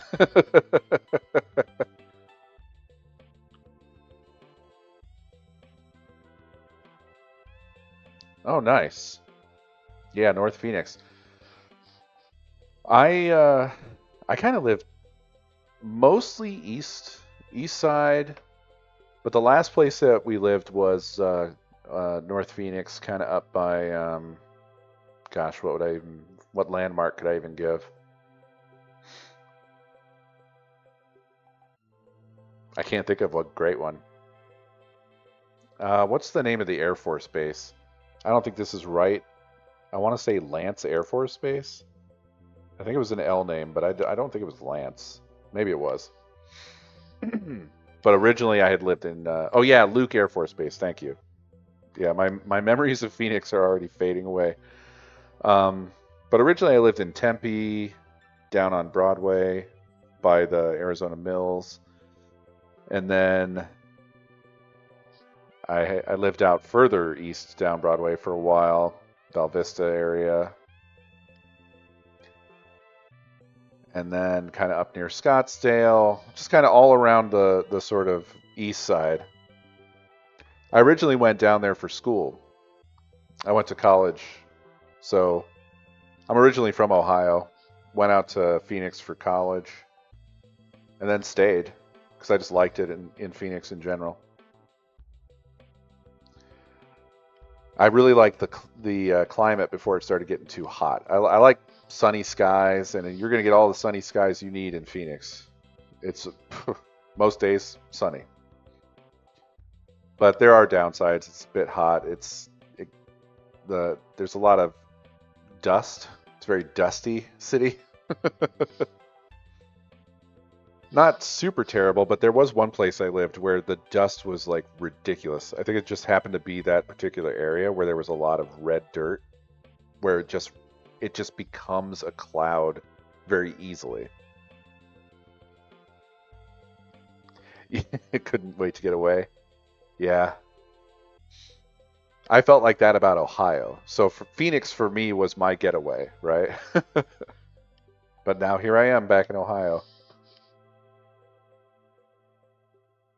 But yeah, hopefully not in Ohio forever. We'll see.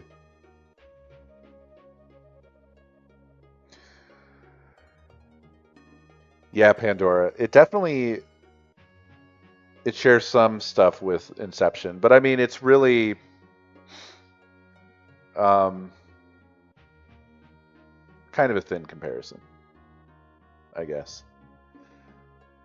But to be honest, Man, I can't really remember much about Inception. I remember the overarching concept, of course, but like the details are just gone from my mind.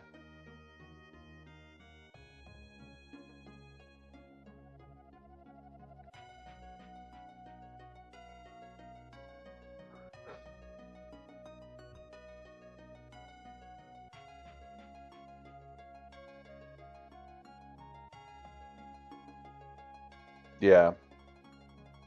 Yeah, well, I mean, all these other movies that we were talking about also share that same theme, right?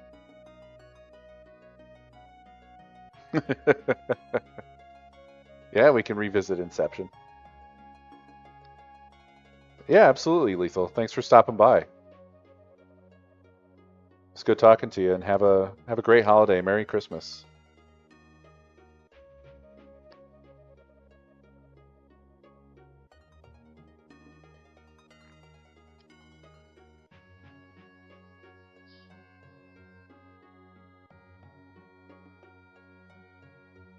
Yeah, Dark City. I don't remember a thing from that film, but I swear I've seen it. I guess I should just be thankful that I've forgotten these movies because then it'll be like a nice new fresh watch for me. Be like a new movie. Yeah, let's definitely do that. I'll pick a day in January for us to reconvene the Enjoyers Committee. And let's start with the 13th floor.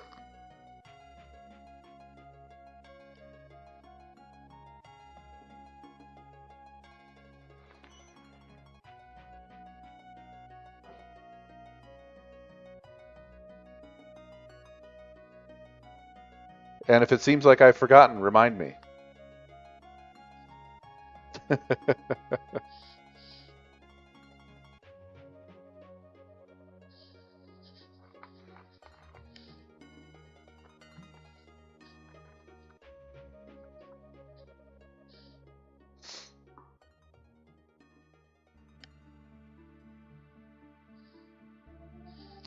But yeah, I think that'll probably do it for tonight. I'm starting to get a little tired.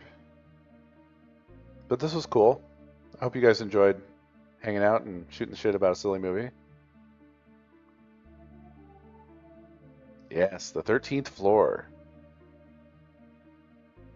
This time you'll have more time to do that because we're gonna make this a monthly meeting.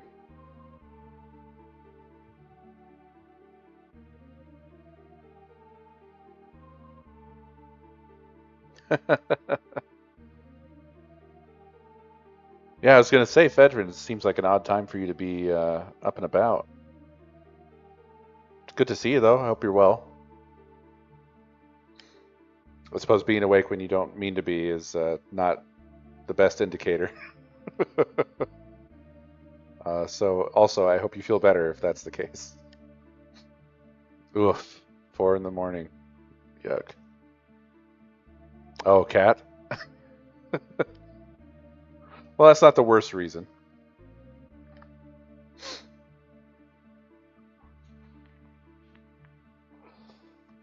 Oh God, the OG Dune movie. We can try. I have to tell you, I've only tried to watch it one time, but I fell asleep so many times. I'm sorry. I'm sorry, David.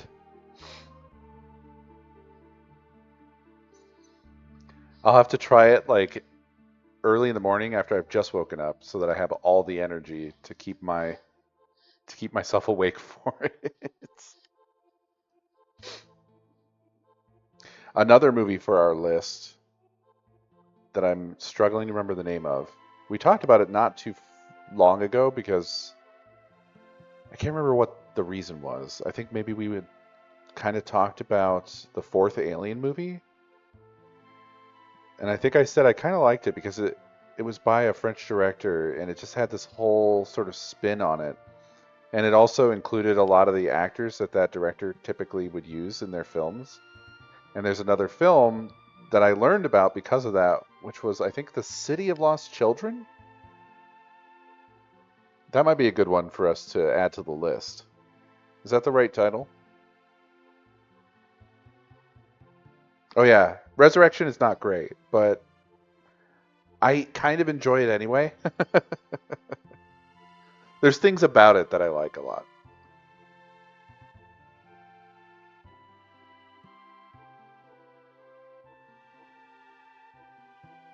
Jean-Pierre Jeunet.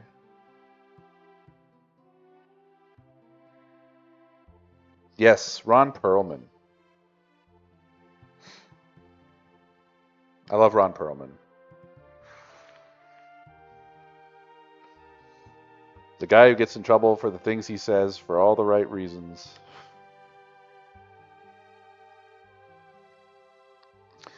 Ron Perlman, who's also in Enemy at the Gates, which we recently talked about. And he's pretty good in that. And he was also Hellboy.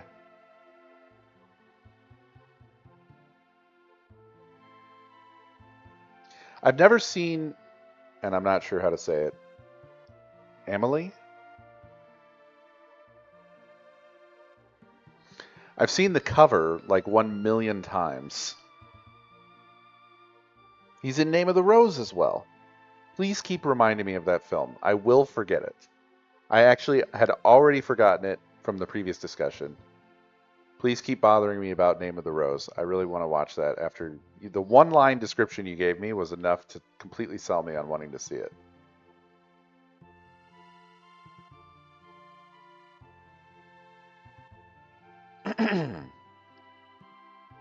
Yeah, another thing that would probably be fun to do would be to just track down Ron Perlman films.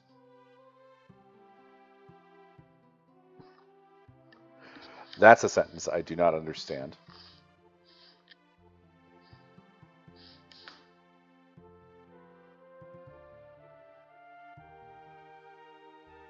Anyway, I'm going to head on out of here. But thanks for joining me. I hope you enjoyed this weird adventure we've been on. I think it was good. And I